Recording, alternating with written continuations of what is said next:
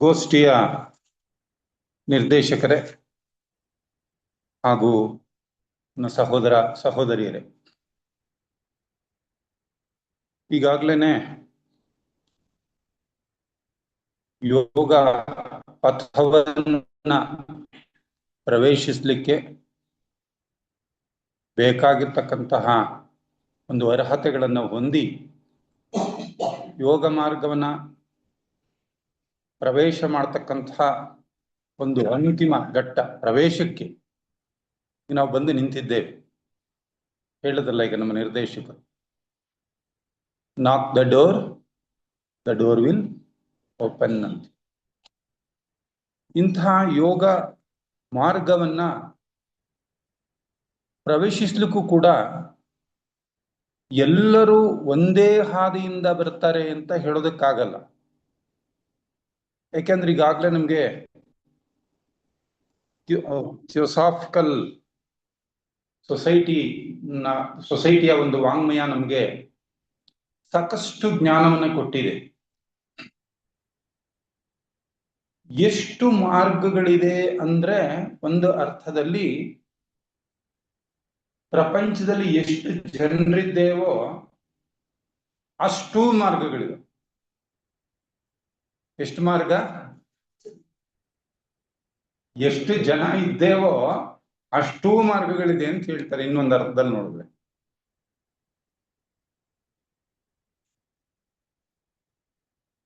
ನಮ್ಮ ರೇಖೆಗಳು ಅಂದ್ರೆ ನಾವು ಯಾವ ರೇಖೆಯ ಮೂಲಕ ಬಂದಿದ್ದೇವೆ ಅಂದ್ರೆ ಸಪ್ತ ರೇಖೆಗಳ ವಿಷಯ ಬರ್ತದೆ. ನಮ್ಮ ಸಂಸ್ಕಾರಗಳು, ನಮ್ಮ ಪರಿಸರ, ಇದರೆಲ್ಲದರ ಆಧಾರದ ಮೇಲೆ ನಮ್ಮ ಮಾರ್ಗವನ್ನು ನಾವು ಆಯ್ಕೆ ಮಾಡಿಕೊಳ್ತೇವೆ. ಆದ್ರೆ ಆ ಎಲ್ಲ ಮಾರ್ಗಗಳನ್ನ ಸೇರಿಸಿ ಒಟ್ಟಾರೆ 4 ಮಾರ್ಗಗಳ ವಿಷಯವನ್ನ ಇಲ್ಲಿ ಪ್ರಸ್ತಾಪ ಮಾಡ್ತಾರೆ. ಆ 4 ಮಾರ್ಗಗಳಲ್ಲಿ ಯಾವುದಾದ್ರೂ ಒಂದು ಮಾರ್ಗವನ್ನ ಆರಿಸಿಕೊಂಡು ಸಾಧಕ ಈ ಯೋಗ ಪಥವನ್ನ ಪ್ರವೇಶ ಮಾಡ್ತಾನೆ ಅಂತಕ್ಕಂಥ. ಈಗ ಅಂತಹ 4 ಮಾರ್ಗಗಳು ಯಾವ್ಯಾವುದು, ಯಾವ ಮಾರ್ಗದ ಮೂಲಕ, ಯಾವ್ಯಾವ ಮಾರ್ಗಗಳ ಮೂಲಕ ಸಾಧಕ ಈ ಯೋಗ ಮಾರ್ಗವನ್ನ ಪ್ರವೇಶ ಮಾಡಬಹುದು ಅನ್ನುವಂಥ ಒಂದು ಪ್ರಶ್ನೆ ಇದೆ ಇಲ್ಲಿ. ಜೊತೆಗೆ ಮಂತ್ರಗಳು ಅಂದ್ರೆ ಏನು, ಆ ಮಂತ್ರಗಳು ಸಾಧಕನ ಒಂದು ಜೀವನದಲ್ಲಿ ಆ ಸಾಧಕನ ಮೇಲೆ ತನ್ನ ಸಾಧನೆಗೆ ಯಾವ ರೀತಿಯ ಪೂರಕವಾಗಿದೆ, ಅಷ್ಟು ಮಾತ್ರ ಅಲ್ಲದೇನೆ ಇಡೀ ಪರಿಸರದ ಮೇಲೆ ಆ ಒಂದು ಮಂತ್ರಗಳ ಉಚ್ಚಾರಣೆಯಿಂದ ಆಗ್ತಕ್ಕಂತಹ ಒಂದು ಪರಿಣಾಮ ಏನು ಅನ್ನುವಂಥ ಇಷ್ಟು ವಿಚಾರಗಳನ್ನ ಈ ಉಪನ್ಯಾಸದ ಶೀರ್ಷಿಕೆ ಒಳಗೊಂಡಿದೆ. ಈಗ ಮೊಟ್ಟ ಮೊದಲನೇದಾಗಿ ನಾವು ಈ 4 ಮಾರ್ಗಗಳ ವಿಷಯವನ್ನ ನಾವು ತಿಳ್ಕೊಳ್ಳೋ ಪ್ರಯತ್ನ ಮಾಡೋಣ. ಇಲ್ಲಿ ಆ ಮೊದಲನೇ ಮಾರ್ಗ ಯಾವುದು ಅಂತ ಹೇಳಿದ್ರೆ, ಈಗಾಗಲೇ ಥಿಯೋಸಫಿ ವಾಂಗ್ಮಯದ ಪ್ರಕಾರ ನಾವು ತಿಳ್ಕೊಂಡಿದ್ದೇವೆ ನಮ್ಗೆ ಜನ್ಮಾಂತರಗಳಿದೆ ಅನ್ನುವಂಥದ್ದು. ಜನ್ಮಾಂತರಗಳಿದೆ, ಇದು ಒಂದೇ ಜನ್ಮ ಅಲ್ಲ, ಎಷ್ಟೋ ಜನ್ಮಗಳನ್ನ ಎತ್ತಿ ನಾವು ಬಂದಿದ್ದೇವೆ. ನಾವು ಈ ಒಂದು ಗೋಷ್ಠಿ, ಉದಾಹರಣೆಗೆ ಈ ಗೋಷ್ಠಿಯನ್ನು ನಾವು ತೆಗೆದುಕೊಂಡ್ರೆ ಇಷ್ಟು ಜನ ನಾವಿಲ್ಲಿ ಸೇರಿದ್ದೇವೆ ಅಂತ ಹೇಳಿದ್ರೆ ಇದು ಕೇವಲ ಆಕಸ್ಮಿಕವಾದಂತ ಒಂದು ಘಟನೆ ಅಂತ ಅಲ್ಲ.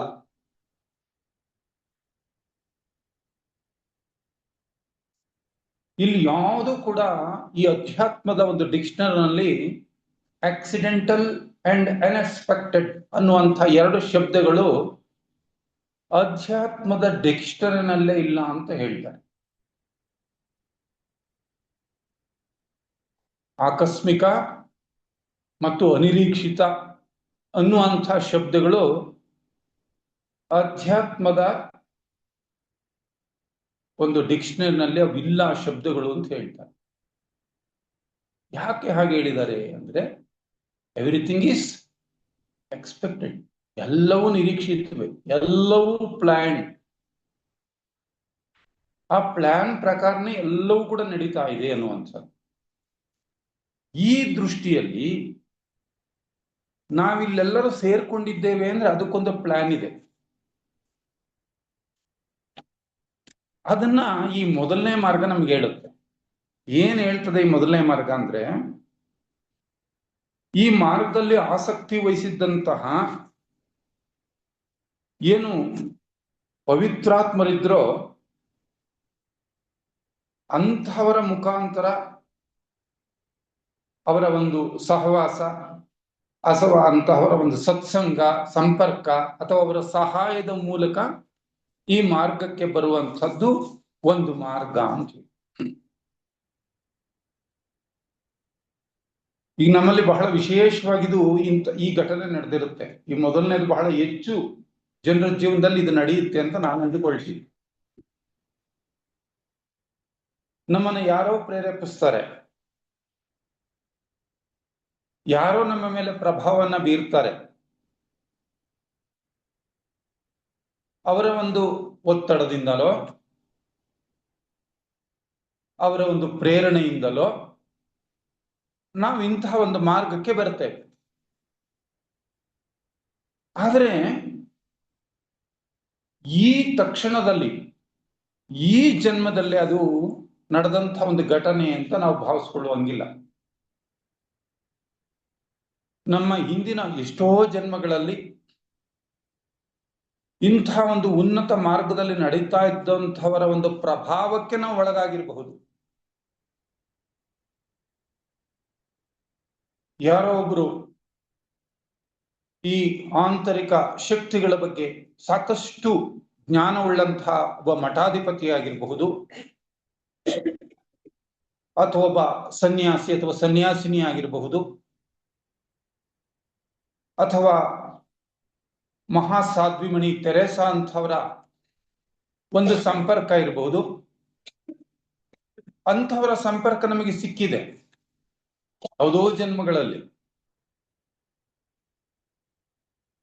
ಅಂತಹವರ ಒಂದು ಏನು ಆದರ್ಶ ಇತ್ತು, ಅಂತಹವರ ಏನು ಪ್ರಭಾವ ಇತ್ತು, ಅಂತಹವರ ಪ್ರಭಾವಕ್ಕೆ ನಾವು ಕೂಡ ಒಳಗಾಗಿ ನಾವು ಅವರಂತೆ ಆಗಬೇಕು, ಅವರಂತೆ ನಾವು ಕೂಡ ನಿಸ್ವಾರ್ಥ ಸೇವಕರಾಗಬೇಕು ಅನ್ನುವಂತಹ ಒಂದು ಆಸೆ ನಮ್ಮಲ್ಲೂ ಮೂಡಿರಬಹುದು ಆ ಸಮಯದಲ್ಲಿ. ಆದರೆ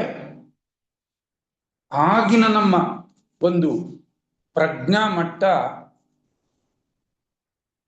ಅದರ ಮೇಲೆ ನಮಗೆ ಅಂತಹ ಒಂದು ಉತ್ಕಾಂಕ್ಷೆ, ಅಂತಹ ಒಂದು ಗಾಢವಾದ ಪರಿಣಾಮ ನಮ್ಗೆ ಆಗದೆ ಇರಬಹುದು. ಪ್ರಭಾವಿತರಾಗಿದ್ದೇವೆ, ನಮಗೂ ಆ ರೀತಿ ಸಹಾಯ ಮಾಡಬೇಕು ಅಂತಕ್ಕಂಥ ಮನಸ್ಸು ಬಂದಿದೆ. ಆದರೆ ಈ ಪ್ರಾಪಂಚಿಕ ಸೆಳೆತ, ನಮ್ಮ ಒಂದು ಪ್ರಜ್ಞಾ ಮಟ್ಟ ನಮ್ಮನ್ನ ಆ ಹಂತದಲ್ಲಿ ಪರಿಪೂರ್ಣವಾಗಿ ನಮ್ಮನ್ನ ಅದರಲ್ಲಿ ತೊಡಗಿಸ್ಕೊಳ್ಳೋದಕ್ಕೆ ಒಂದು ಅಡ್ಡಿಯಾಗಿರಬಹುದು. ಆದ್ರೆ ಭಗವದ್ಗೀತೆಯಲ್ಲಿ ಶ್ರೀಕೃಷ್ಣ ಪರಮಾತ್ಮ ಒಂದು ಮಾತನ್ನ ಹೇಳ್ತಾರೆ ನಮ್ಗೆ, ಯೋಗ ಭ್ರಷ್ಟ ವಿನಶ್ಯತಿ, ಅಂದ್ರೆ ಯೋಗ ಭ್ರಷ್ಟನಿಗೆ ದುರ್ಗತಿ ಇಲ್ಲ ಅಂತ ಹೇಳಿ. ಆ ಜನ್ಮದಲ್ಲಿ ನಾವು ಅದಕ್ಕೋಸ್ಕರ ಆಸೆ ಪಟ್ಟಿದ್ದೀವಿ, ಆದ್ರೆ ಅದರಲ್ಲಿ ಒಂದು ಉನ್ನತ ಮಟ್ಟದ ಸಾಧನೆಯನ್ನು ನಮ್ಮಿಂದ ಮಾಡೋದಕ್ಕೆ ಸಾಧ್ಯ ಆಗಿಲ್ಲ. ಆದರೆ ಅದರ ಮುಂದಿನ ಜನ್ಮಗಳಾಗಿರ್ತಕ್ಕಂತಹ ಈ ಜನ್ಮದಲ್ಲಿ ಪುನಃ ನಮಗೇನಾಗಿದೆ, ಅಂಥದ್ದೇ ಒಂದು ಅವಕಾಶ, ಅಂಥದ್ದೇ ಒಂದು ಸಾಹಿತ್ಯ, ಅಥವಾ ಅಂತಹವರೇ ಸಜ್ಜನರ ಸಹವಾಸ, ಅವರಿಂದ ಪ್ರಭಾವಿತರಾಗ್ತಕ್ಕಂಥ ಒಂದು ಸಂದರ್ಭ, ಸನ್ನಿವೇಶಗಳು ಅದರ ಮುಂದಿನ ಜನ್ಮವಾದ, ಅಂದ್ರೆ ಯಾವ ಜನ್ಮದಲ್ಲಿ ನಾವು ಆಸೆ ಪಟ್ಟಿದ್ವೋ ಅದರ ಮುಂದಿನ ಜನ್ಮ, ಅಂದ್ರೆ ಈಗಿನ ಜನ್ಮ. ಈಗಿನ ಜನ್ಮದಲ್ಲಿ ಪುನಃ ನಮಗೆ ಅಂತಹ ಒಂದು ಸಂದರ್ಭ ಅಥವಾ ಸನ್ನಿವೇಶಗಳು ನಮಗೆ ಬಂದೊದಗಿರಬಹುದು. ಇದು ಎಷ್ಟೋ ಜನರ ಜೀವನದಲ್ಲಿ ನಡೆದಿರುತ್ತೆ. ಕೆಲವು ಜ್ವಲಂತ ಉದಾಹರಣೆಗಳನ್ನು ಕೂಡ ನಾವು ಕೊಡಬಹುದು. ಯಾವುದೋ ಒಂದು ಕಾರಣಕ್ಕೆ ನಮ್ಮ ಹಿರಿಯ ಸೋದರ ನಂಜುನ್ ಶೆಟ್ಟರ್ ಅಂಗಡಿ ಹತ್ರ ನಾನು ಹೋಗಿದ್ದೆ. ಕೆಲವು ಉದಾಹರಣೆಗಳನ್ನ ನಾನು ಜ್ವಲಂತ ಕೊಡೋದು ತುಂಬಾ ಒಳ್ಳೇದು ಅಂದ್ಕೊಂಡಿದ್ದನ್ನು ಹೇಳ್ತಾ ಇದ್ದೆ. ಕಾರಣ ಲೌಕಿಕ, ನಾನು ಹೋಗಿದ್ದು ಕಾರಣ ಲೌಕಿಕ. ಆದ್ರೆ ಅವರು ನನ್ನ ಲೌಕಿಕ ಒಂದು ಅಪೇಕ್ಷೆ ಏನಿತ್ತೋ ಅವತ್ತೇ ಪ್ರಥಮ ಭೇಟಿ, ಅವರದನ್ನು ಪೂರೈಸ್ತಾ ಜೊತೆ ಕೊನೆಗೆ ಬರುವಾಗ ಒಂದು ಗ್ರಂಥವನ್ನ ನನಗೆ ಕೊಟ್ಟರು. ನೀವು ಟೀಚರ್ ಅಂತೀರಾ, ಈ ಪುಸ್ತಕನ ಓದಿ ಮೇಷ್ಟ್ರೆ ಅಂತ ಕೊಟ್ರು. ಅವ್ರು ಯಾರೋದ್ರು ಅವರು ಅದು ಅವರಿಗೆ ಒಂದು ಸಹಜ ಸ್ವಭಾವವನ್ನು ಮಾಡ್ಕೊಂಡ್ಬಿಟ್ಟಿದ್ರು. ಪ್ರಶ್ನೋತ್ತರಗಳ ರೂಪದಲ್ಲಿ ಥಿಯಾಸಫಿ ಅಂತ. ಐ ಥಿಂಕ್ ಅವ್ರು ನನಗೆ ಕೊಟ್ಟಿದ್ದು 96 ಅನ್ಕೊಂತೀನಿ, 95 or 96 ಕೊಟ್ಟಿದ್ರು. ಆದ್ರೆ ಅದನ್ನು ತಂದು ನಾನು ತಿರುವು ಹಾಕದೆ, ನನಗೇನೋ ಅದು ಅರ್ಥ ಆಗ್ಲಿಲ್ಲ. ಮತ್ತೆ ಅದನ್ನು ಮುಚ್ಚಿಟ್ಟು ಒಂದ್ ಸ್ವಲ್ಪ ದಿನ ಆದ್ಮೇಲೆ ಮತ್ತೆ ತಗೊಂಡೋಗಿ ಕೊಟ್ಟೆ. ಅದರ ಮೇಲೆ ಮತ್ತೆ 3-4 ವರ್ಷಗಳು ನನಗೆ ಸಂಪರ್ಕಕ್ಕೆ ಬರಲಿಲ್ಲ. ಆದರೆ ಅದನ್ನ ನಾನು ಹೇಳಿದ್ನಲ್ಲ, ಅದೇ ಎ ಪ್ಲಾನ್ ಅಂತ ಹೇಳಿ ಅವರೊಂದು ಶಿಕ್ಷಕರ ಕಾರ್ಯಾಗಾರ ಅಂತ ನಡೆಸ್ತಾ ಇದ್ರು. ಸಂಪೂರ್ಣ ಅದರ ಹೊಣೆಗಾರಿಕೆಯನ್ನು ಅವರೇ ಹೊತ್ತು ಇಡೀ ತಾಲ್ಲೂಕಿನ ಶಿಕ್ಷಕರಿಗೆ ಒಂದು ಕಾರ್ಯಾಗಾರವನ್ನು ನಡೆಸುವಂತ ಒಂದು ಪರಿಪಾಠವನ್ನು ಅವ್ರು ಇಟ್ಕೊಂಡಿದ್ರು ಪ್ರತಿ ವರ್ಷ. ಆ ಸಂದರ್ಭದಲ್ಲಿ ಆ ಕಾರ್ಯಾಗಾರಕ್ಕೆ ನನ್ನನ್ನ ಶಾಲೆಯಿಂದ ಡೆಪ್ಯೂಟ್ ಮಾಡಿದ್ರು. 3 ದಿನಗಳು ಸತತವಾಗಿ ನನ್ನನ್ನ ಅಲ್ಲಿ ಆ ಕಾರ್ಯಾಗಾರಕ್ಕೆ ಡೆಪ್ಯೂಟ್ ಮಾಡಿದ್ರು ಶಾಲೆಯಿಂದ. ಸೊ ಆ ಕಾರ್ಯಾಗಾರದಲ್ಲಿ ನಾನು ಭಾಗವಹಿಸ್ತಾ ಅಲ್ಲಿನ ವಿಷಯಗಳನ್ನ ಕೇಳ್ತಾ ತಿಳ್ಕೊಳ್ತಾ ಅದರಿಂದ ನಾನು ಎಷ್ಟು ಪ್ರಭಾವಿತನಾದೆ ಅಂದ್ರೆ, ಆ ಕಾರ್ಯಾಗಾರ ಮುಗಿದು ಯಾರಿಗಾದ್ರೂ ಅವಕಾಶ ಇದ್ರೆ ಸಂಜೆ ಮತ್ತೆ ಪ್ರಶ್ನೋತ್ತರಗಳಿರುತ್ತೆ ಬರ್ಬೋದು ಅಂದಾಗ, ಬಹುಶಃ ನಮ್ಮ ಹಿರಿಯ ಸೋದರ ನಂಜುನ್ ಶೆಟ್ಟರು, ಹನುಮಂತರಾಯರು, ಭುಜಂಗರಾಯರು, ಅದು ಪ್ರಾರಂಭದಲ್ಲಿ ಇದ್ದಂತಹ ಆಸಕ್ತಿ ಅವ್ರನ್ನ ಎಷ್ಟು ತಲೆ ತಿಂದೆ ಅಂದ್ರೆ ಅದು ಪಾಪ ಅವ್ರು ಹೆಂಗ್ ಸಹಿಸ್ಕೊಂಡ್ರು ಅನ್ಸುತ್ತೆ. ಅಷ್ಟು ಅವ್ರ ಹತ್ರ ಅವ್ರನ್ನ ಒಂದು ರೀತಿ ಅವ್ರ ಜೊತೆಲಿ ನಾವು ಒಡನಾಟ ನೋಡಿ. ಇದು ನಮಗೆ ಅನ್ನಿಸ್ತು 4 ವರ್ಷ ಗ್ಯಾಪ್ ಆಗೋಗಿತ್ತು. ಅವ್ರ ಪುಸ್ತಕನ ನನಗೆ ಕೊಟ್ಟಿದ್ಕು ಮತ್ತೆ ನಾನು ಅಲ್ಲಿ ಎಂಟರ್ ಆಗಿದ್ಕು 4 ವರ್ಷಗಳ ಗ್ಯಾಪ್. ಆಮೇಲೆ ನನಗೆ ಓದ್ತಾ ಥಿಯೋಸಾಫಿಕಲ್ ವಾಂಗ್ಮಯವನ್ನು ಓದ್ತಾ ಇರುವಾಗ ಒಂದು ವಾಕ್ಯ ಒಂದ್ ಕಡೆ ಬರ್ತದೆ. ಯಾರಾದ್ರೂ ಈ ಥಿಯೋಸಫಿ ಸಾಹಿತ್ಯವನ್ನು ಅಧ್ಯಯನ ಮಾಡುವಾಗ ಯಾವ್ದಾದ್ರೂ ಒಂದು ಸಂದರ್ಭದಲ್ಲಿ ನಾನು ಎಲ್ಲೋ ಇದನ್ನ ಕೇಳಿದ್ದೇನೆ, ನಾನು ಯಾವಾಗಲೂ ಇದು ನನಗೆ ತಿಳಿದಿದೆ ಅನ್ನುವ ಅಂತಹದ್ದು ಒಂದು ಕಲ್ಪನೆ ನಿಮಗೆ ಬರಬಹುದು. ಹಾಗೆ ಬಂದಿದ್ದಾದ್ರೆ ನಿಮಗೆ ಅರ್ಥ ಆಗ್ಬೇಕು, ನೀವು ಈ ಜನ್ಮದಲ್ಲಿ ನೀವು ಥಿಯೋಸಫಿಗೆ ಬಂದವರಲ್ಲ. ಎಷ್ಟೋ ಸಾರಿ ಅದು ಪ್ರಾರಂಭದಲ್ಲೇ ಬರದೇ ಇದ್ರು ನಾವು ಸ್ವಲ್ಪ ಅದರ ಅಧ್ಯಯನಕ್ಕೆ ನಾವು ತೊಡಗಿಸ್ಕೊಳ್ತಾ ಅನ್ನಿಸ್ತದೆ ನಾವು ಯಾವಾಗಲೂ ಕೇಳಿದ್ದೇವೇನೋ ಅನ್ನೋ ಭಾವನೆ ಒಂದ್ ಸ್ವಲ್ಪ ಬರೋದಕ್ಕೆ ಸಾಧ್ಯತೆ ಇದೆ. ಜೊತೆಗೆ ಅದರಿಂದ ಎಷ್ಟು ಪ್ರಭಾವಿತರಾಗ್ತೇವೆ ಅಂದ್ರೆ, ಈ ಸಾಹಿತ್ಯದ ಮುಂದೆ ನಮ್ಗೆ ಇನ್ನ ಯಾವುದೂ ನಮ್ಗೆ ಅಷ್ಟು ಬೇಕು ಅಂತ ಅನ್ಸೋದೇ ಇಲ್ಲ. ಉಳಿದಿಲ್ಲ ಎಲ್ಲೋ ಒಂದ್ ಕಡೆ ಇನ್ಕಂಪ್ಲೀಟ್ ಅನ್ಸ್ಬಿಡುತ್ತೆ. ಅದರಿಂದ ಇಂತಹ ಯಾವುದೋ ಒಂದು ಸನ್ನಿವೇಶಕ್ಕೆ ನಾವು ಯಾವುದೋ ಜನ್ಮದಲ್ಲಿ ಒಳಗಾಗಿದ್ದೇವೆ, ಪ್ರತಿಫಲ ರೂಪವಾಗಿ ನಮ್ಗೆ ಈ ಜನ್ಮದಲ್ಲಿ ಮತ್ತೆ ಅಂತಹ ಒಂದು ಸಹವಾಸ, ಅಂತಹ ಒಂದು ಸಂಪರ್ಕ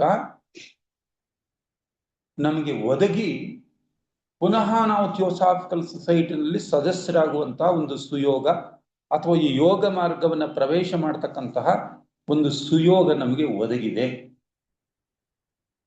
ಒಂದು ಮಾತನ್ನ ನಾನು ಬಹಳಷ್ಟು ಸಲ ಹಂಚ್ಕೊಳ್ತಾ ಇರ್ತೀನಿ. ಒಂದು ಮನೆಯಲ್ಲಿ ಗಂಡ ಹೆಂಡತಿ ಮಕ್ಕಳು ಇದ್ದಾರೆ, ಗಂಡ ಹೆಂಡತಿ ಮಕ್ಕಳು ಇದ್ದಾರೆ. ಎಷ್ಟೋ ಕುಟುಂಬಗಳಲ್ಲಿ ಗಂಡನ ಅಭಿಪ್ರಾಯಕ್ಕೂ ಹೆಂಡತಿ ಅಭಿಪ್ರಾಯಕ್ಕೂ ಸಾಮ್ಯ ಇರೋಕ್ ಸಾಧ್ಯ ಇದೆಯಾ? ಇಲ್ಲ. ತಂದೆ ತಾಯಿ ಮತ್ತು ಮಕ್ಕಳಿದಲ್ಲ, ಅವರೆಲ್ಲರ ಮಧ್ಯೆ ಒಂದು ಅಭಿಪ್ರಾಯದಲ್ಲಿ ಸಾಮ್ಯತೆ ಇದೆಯಾ? ಇಲ್ಲ. ಆದರೆ ಥಿಯೋಸಾಫಿಕಲ್ ಸೊಸೈಟಿಯ ಸದಸ್ಯರಾಗಿ ನಾವು ಸೇರ್ಕೊಂಡಿದ್ದೇವೆ ಅಂದ್ರೆ ನಮ್ಮಲ್ಲಿ ಅಭಿಪ್ರಾಯ ಭೇದ ಇರಬಹುದು, ಪ್ರಜ್ಞಾ ಮಟ್ಟದಲ್ಲಿ ವ್ಯತ್ಯಾಸಗಳಿರಬಹುದು, ಆದ್ರೆ ಉದ್ದೇಶ ಏನಾಗಿದೆ ನಮ್ಮಲ್ಲೆಲ್ಲ ಒಂದೇ ಆಗಿದೆಯೋ ಅಥವಾ ಇಲ್ವೋ? ಡಿಫರೆನ್ಸಸ್ ಇರ್ಬೋದು, ಸ್ವಲ್ಪ ಒಪಿನಿಯನ್ಸ್ ಅಲ್ಲಿ ಪ್ರಜ್ಞಾ ಮಟ್ಟದಲ್ಲಿ ಡಿಫರೆನ್ಸ್ ಇರ್ಬೋದು, ಆದ್ರೆ ಉದ್ದೇಶ.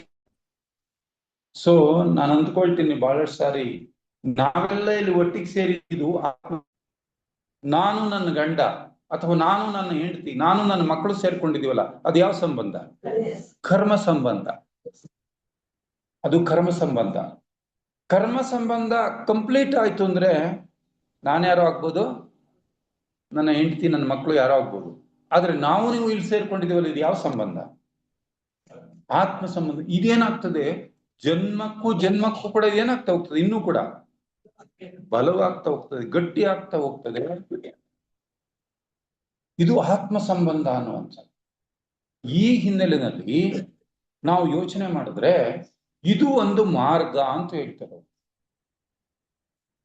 ಈ ತರ ನಾವೊಂದು ಸತ್ಸಂಗ ಅಥವಾ ಒಂದು ಸಂಪರ್ಕದ ಮೂಲಕ ನಾವು ಬಂದಿರತಕ್ಕಂಥದ್ದು ಒಂದು ಮಾರ್ಗ. ಯಾವಾಗಲೂ ಒಟ್ಟಿಗೆ ಕೆಲಸ ಮಾಡಿದ್ದೇವೆ. ಇದಕ್ಕೆ ಬೇಕಾದಷ್ಟು ಒಂದು ಉದಾಹರಣೆಗಳನ್ನು ಕೂಡ ನಾವು ಕೊಡಬಹುದು. ನಮ್ಮ ಥಿಯೋಸಾಫಿಕಲ್ ಸೊಸೈಟಿ ವಾಂಗ್ಮಯದಲ್ಲೇ ಇದಕ್ಕೆ ಸಾಕಷ್ಟು ಉದಾಹರಣೆಗಳು ಕೂಡ ಬರುತ್ತೆ. ಎಷ್ಟು ಉದಾಹರಣೆಗಳು ಬರುತ್ತೆ ಅಂದ್ರೆ, ನಾವು ಈ ಸಂಸ್ಥೆಯ ಸಂಸ್ಥಾಪಕ ದ್ವಯರಿದಾರಲ್ಲ, ಯಾರಿಬ್ರು ಸಂಸ್ಥಾಪಕರು? ಅಂತರಂಗ ಸ್ಥಾಪಕರು ಮೌರ್ಯರು ಮತ್ತು ಕುಟುಂಬಿಗಳು. ಅವರಿಬ್ರು ಎಷ್ಟೋ ಜನ್ಮದಲ್ಲಿ ಗಂಡ ಹೆಂಡತಿಯಾಗಿ ಹುಟ್ಟಿರೋರು. ಎಷ್ಟೋ ಜನ್ಮಗಳಲ್ಲಿ ಅವರು ಗಂಡ ಹೆಂಡತಿಯಾಗಿ ಹುಟ್ಟಿರ್ತಕ್ಕಂಥವ್ರು.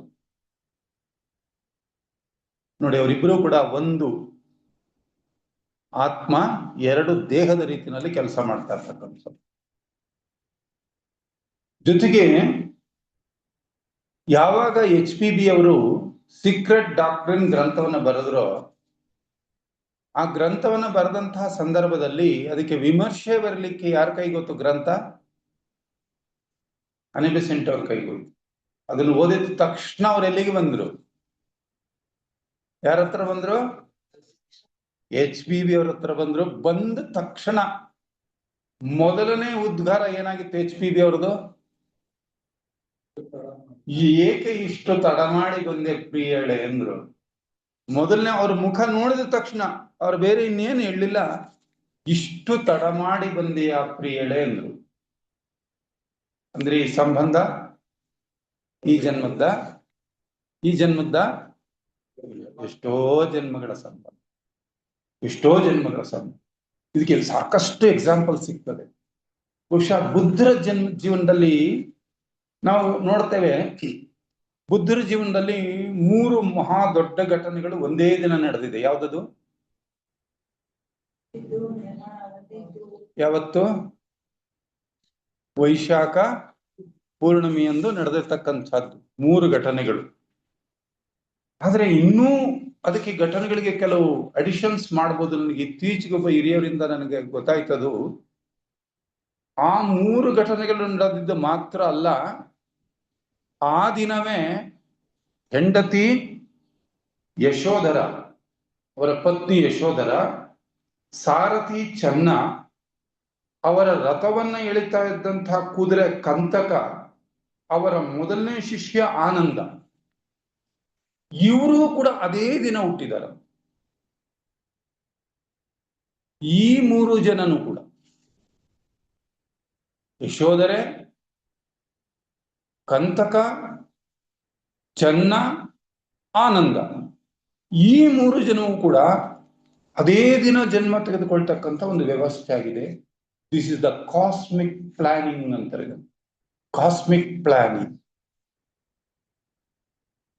ಹಾಗಾಗಿ ಎಲ್ಲವೂ ಕೂಡ ಪ್ರಕೃತಿನಲ್ಲಿ ಬಹಳ ಕ್ರಮಬದ್ಧವಾಗಿ ನಡೀತಾ ಇದೆ, ವ್ಯವಸ್ಥಿತವಾಗಿ ನಡೀತಾ ಇದೆ, ತುಂಬಾ ಪ್ಲಾನ್ಫುಲ್ ಆಗಿ ನಡೀತಾ ಇದೆ. ಅದರಿಂದ ನಾವು ಅರ್ಥ ಮಾಡ್ಕೊಳ್ಬೇಕು, ಇಲ್ಲಿ ಸೇರಿರ್ತಕ್ಕಂಥವ್ರು ನಾವು ಇದ್ದಕ್ಕಿದ್ದಂಗೆ ಏನೋ ಬಂದಿಲ್ಲಿ ಒಟ್ಟಿಗೆ ಸೇರಿಲ್ಲ, ಅಂಥ ಯಾವುದೋ ಒಂದು ಸಂಬಂಧ ಇವತ್ತು ನಮ್ಮೆಲ್ಲರನ್ನು ಕೂಡ ಇಲ್ಲಿಗೆ ತಂದು ಹಾಕಿದೆ, ಒಟ್ಟಿಗೆ ತಂದು ಹಾಕಿದೆ ಅಂತಕ್ಕಂಥದ್ದು. ಸೊ ಇದು ಒಂದು ಮಾರ್ಗ, ಅಂಥವರ ಒಂದು ಸಂಪರ್ಕ, ಅಂಥ ಒಂದು ಸಾನ್ನಿಧ್ಯದಲ್ಲಿ ನಾವು ಹಿಂದೆ ಎಷ್ಟೋ ಜನ್ಮಗಳಲ್ಲಿ ಇದ್ದೆವು. ಇವತ್ತು ಮತ್ತೆ ಆ ಒಂದು ಕರ್ಮ ಸಂಬಂಧ ಅಥವಾ ಆತ್ಮ ಸಂಬಂಧ ಪುನಃ ನಮ್ಮನ್ನ ಏನ್ ಮಾಡಿದೆ ಅಂದ್ರೆ ಈ ಒಂದು ಮಾರ್ಗಕ್ಕೆ ಕರೆದುಕೊಂಡು ಬಂದಿದೆ ಅನ್ನುವಂಥದ್ದು ಒಂದು. ಇದು ಒಂದು ಮಾರ್ಗ. ಇನ್ನು ಎರಡನೇ ಮಾರ್ಗನ ನಾವು ನೋಡಿದ್ರೆ, ಈ ಯೋಗ ಮಾರ್ಗದ ವಿಚಾರವಾದಂತಹ ಒಂದು ವ್ಯಾಸಂಗದ ಮೂಲಕವಾಗಲಿ ಅಥವಾ ಶ್ರವಣದ ಮೂಲಕವಾಗಲಿ ನಾವು ತಿಳಿದುಕೊಳ್ಳತಕ್ಕಂಥದ್ದು ಈ ಒಂದು ಮಾರ್ಗ. ವ್ಯಾಸಂಗದ ಮೂಲಕ ಅಥವಾ ಶ್ರವಣದ ಮೂಲಕ. ಇದಕ್ಕೆ ನನಗೊಂದು ಲೈವ್ ಎಕ್ಸಾಂಪಲ್ ಇದೆ. ನಾನ್ ಥಿಯೋಸಾಫಿಕಲ್ ಸೊಸೈಟಿಗೆ ಪ್ರವೇಶ ಮಾಡಿದಾಗ ಒಬ್ಬ ಹಿರಿಯ ಸೋದರರಿದ್ರು. ನಮ್ಮ ಹುಳಿಯಾರ್ನ ಹತ್ರ ಬರಗಿಹಳ್ಳಿ ಅಂತಕ್ಕಂಥದ್ದು ಒಂದು ಕುಗ್ರಾಮ. ಅಲ್ಲಿ ಅವರು ವೀರಪ್ಪನವರು ಅಂತ ಹೇಳಿದ್ರು. ಅವರು ಒಂದ್ಸರಿ ಒಂದು ಘಟನೆಯನ್ನ ಹೇಳಿದ್ರು. ನಾನು ಥಿಯೋಸಫಿಗೆ ಬಂದದ್ದು ಹೇಗೆ ಅಂತ ಅವ್ರು ಹೇಳೋದು. ಅವರೊಬ್ಬ ವ್ಯಾಪಾರಿ, ನಾನು ಹಿರಿಯೂರಿನಲ್ಲಿ ಒಂದು ಹೋಟೆಲ್ಗೇನೋ ಅಥವಾ ಎಲ್ಲೋ ಏನೋ ತಿನ್ನೋದಕ್ಕೆ ಹೋಗಿದ್ದೆ, ಏನೋ ತಿನ್ನೋದಕ್ಕೆ. ಅಲ್ಲಿ ನನಗೇನೋ ಒಂದು ಮುದ್ರು ಬಿಟ್ಟು ಏನೋ ಕೊಟ್ಟರು. ನಾನು ತಿಂದು ನನಗೇನಾದ್ರೂ ಒಂದು ಸಿಕ್ಕರೆ ಓದೋ ಒಂದು ಹವ್ಯಾಸ ನನಗಿತ್ತು.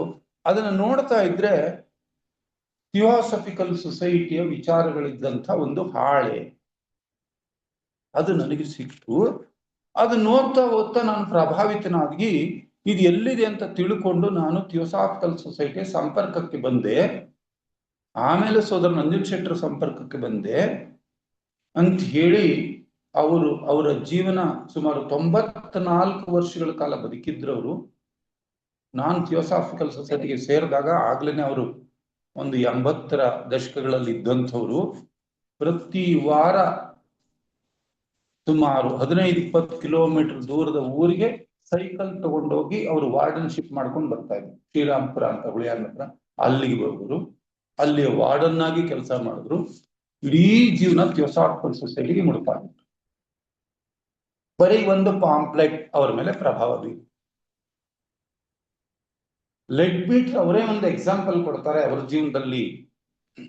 1882ರಲ್ಲಿ ಸಿನೆಟ್ ಅವರು 2 ಉದ್ಗ್ರಂಥಗಳನ್ನ ಬರೆದರು. ಒಂದು ಅಕಲ್ಟ್ ವರ್ಲ್ಡ್, ಗುಪ್ತ ಪ್ರಪಂಚ ಅಂತಕ್ಕಂಥದ್ದು ಒಂದು, ಗುಪ್ತ ಜ್ಞಾನ ಎಸೋಟರಿಕ್ ಬುದ್ಧಿಸಂ ಅನ್ನುವಂಥ 2 ಗ್ರಂಥಗಳನ್ನು ಅವರು ಬರೀತಾರೆ. ಆ 2 ಗ್ರಂಥಗಳನ್ನ ನಾನು ಓದಿದ ಮೇಲೆ ಅದರಿಂದ ನಾನು ಎಷ್ಟು ಪ್ರಭಾವಿತನಾದೆ ಅಂತ ಹೇಳಿದ್ರೆ, ಇಂತಹ ಜ್ಞಾನವನ್ನ ತಿಳ್ಕೊಳ್ಳೋದಕ್ಕೋಸ್ಕರ ನಾನು ವಿಶ್ವವನ್ನ ಪರ್ಯಟನೆ ಮಾಡಬೇಕು ಅನ್ನುವಂಥ ಒಂದು ಅಭೀಪ್ಸೆ ಆ ಕ್ಷಣದಲ್ಲಿ ನನಗೆ ಉಂಟಾಯಿತು ಅಂತ ಹೇಳ್ತಾರೆ. ಅದರ ಫಲವೇ ಅವರು ಲಂಡನ್ನ ಚರ್ಚ್ನಲ್ಲಿ ಒಬ್ಬ ಅಧಿಕಾರಿ, ಪಾದ್ರಿಯಾಗಿ ಕೆಲಸ ಮಾಡ್ತಾ ಇದ್ದಂಥವ್ರು. ಜೊತೆಗೆ ಅವರಿಗೆ ಮಹಾತ್ಮರಿಂದ ಒಂದು ಪ್ರೇರಣೆನೂ ಕೂಡ ಬರ್ತದೆ. ಅದು ಒಂದು ಕಾರಣ ಆಗ್ತದೆ ಅವರಿಗೆ. ಇಡೀ ನಿನ್ನ ಕ್ರಿಶ್ಚಿಯಾನಿಟಿ ಮಾಡತಕ್ಕಂಥ ದುಷ್ಕರ್ಮದ ಹೊರೆಯನ್ನ ಸ್ವಲ್ಪ ಮಟ್ಟಿಗಾದ್ರೂ ಕಡಿಮೆ ಮಾಡುವಂತ ಅವಕಾಶ ನಿನ್ನ ಮುಂದಿದೆ ಅನ್ನುವಂಥ ಒಂದು ಕರೆನೂ ಮಾಸ್ಟರ್ಸ್ ಅವರಿಗೆ ಕೊಡ್ತಾರೆ. ಜೊತೆಗೆ ಈ 2 ಉದ್ಗ್ರಂಥಗಳ ಅಧ್ಯಯನವೂ ಕೂಡ ಅವರು ಮಾಡಿದ್ರಿಂದ ಪ್ರಭಾವಿತರಾಗಿ ಅವರು ಭಾರತ ದೇಶಕ್ಕೆ ಬಂದು ಥಿಯೋಸಾಫಿಕಲ್ ಸೊಸೈಟಿನಲ್ಲಿದ್ದು ಥಿಯೋಸಾಫಿಕಲ್ ಸಾಹಿತ್ಯ ಕ್ಷೇತ್ರದ ಒಂದು ದಿಗ್ಗಜ ತಾರೆಯಾಗಿ ಬೆಳೆದಿದ್ರು ಯೋಗಿ ಲೆಡ್ಬೀಟರ್ ಅವರು. ಸೊ ಈ ರೀತಿ ಇದು ಒಂದು ಮಾರ್ಗ. ಗ್ರಂಥಗಳ ಅಧ್ಯಯನ ಅಥವಾ ಶ್ರವಣದ ಮೂಲಕ ಈ ಯೋಗ ಮಾರ್ಗವನ್ನ ಪ್ರವೇಶ ಮಾಡ್ತಕ್ಕಂಥದ್ದು ಒಂದು ಮಾರ್ಗ. ಈ 2 ಮಾರ್ಗಗಳು ಸ್ವಲ್ಪ ಸುಲಭ ಸಾಧ್ಯವಾದ ಮಾರ್ಗಗಳು ಅಂತ ಹೇಳ್ತಾರೆ. ಈ 2 ಸುಲಭವಾದ ಮಾರ್ಗ ಇದ್ದಿದ್ರಲ್ಲಿ ಸ್ವಲ್ಪ ಸುಲಭ ಅಂತ. ಕಾರಣ ಏನಕ್ಕೆ ಅಂದ್ರೆ ಎಷ್ಟೋ ಸಾರಿ ನಾವು ಯಾರ್ದೋ ಕೆಲವರು ಆಬ್ಲಿಗೇಷನ್ ಇಂದ ಸೊಸೈಟಿಗೆ ಬರ್ತೀವಿ. ಅಂದ್ರೆ ಅದು ಕೂಡ ಹೊರನೋಟಕ್ಕೆ, ಅದು ಸುಮ್ಮನೆ ಆಗಿರೋಲ್ಲ. ಬಂದ ಮೇಲೆ ಏನಾಗ್ತೀವಿ ನಾವು,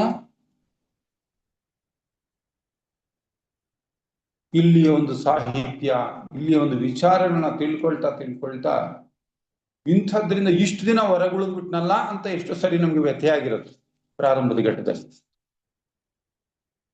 ಇನ್ನು ಸ್ವಲ್ಪ ಅದಕ್ಕಿಂತ ಬೆಳೆದಿರೋರು ಈ ತರ ಸಾಹಿತ್ಯ ಅಥವಾ ಶ್ರವಣದ ಮೂಲಕ ಬರುವಂಥವ್ರು ಇದ್ದಾರೆ. ಇದು ಎರಡನೇ ವರ್ಗದವರು. ಸೊ ಇದು ಇರೋದ್ರಲ್ಲಿ ಈ ಎರಡು ವರ್ಗ ಸ್ವಲ್ಪ ಸುಲಭ ಅಂತ ಹೇಳ್ತಾರೆ. ಇನ್ನ ಮೂರನೇ ಮಾರ್ಗ ಯಾವ್ದಪ್ಪ ಅಂತ ಹೇಳಿದ್ರೆ, ಆಳವಾಗಿ ಸತ್ಯಾನ್ವೇಷಣೆ ದೃಷ್ಟಿಯಿಂದ ವಿಚಾರ ಮಾಡುವುದು. ಅವ್ರಿಗೇನೆ ಯಾವುದೋ ಜೀವನದಲ್ಲಿ ನಡೆದಂತಹ ಒಂದು ಘಟನೆನೋ, ಒಂದು ಸಂದರ್ಭನೋ, ಸನ್ನಿವೇಶವನೋ ಅವ್ರಿಗೇನಾಗ್ತದೆ, ಯಾಕೆ ಹೀಗೆಲ್ಲ,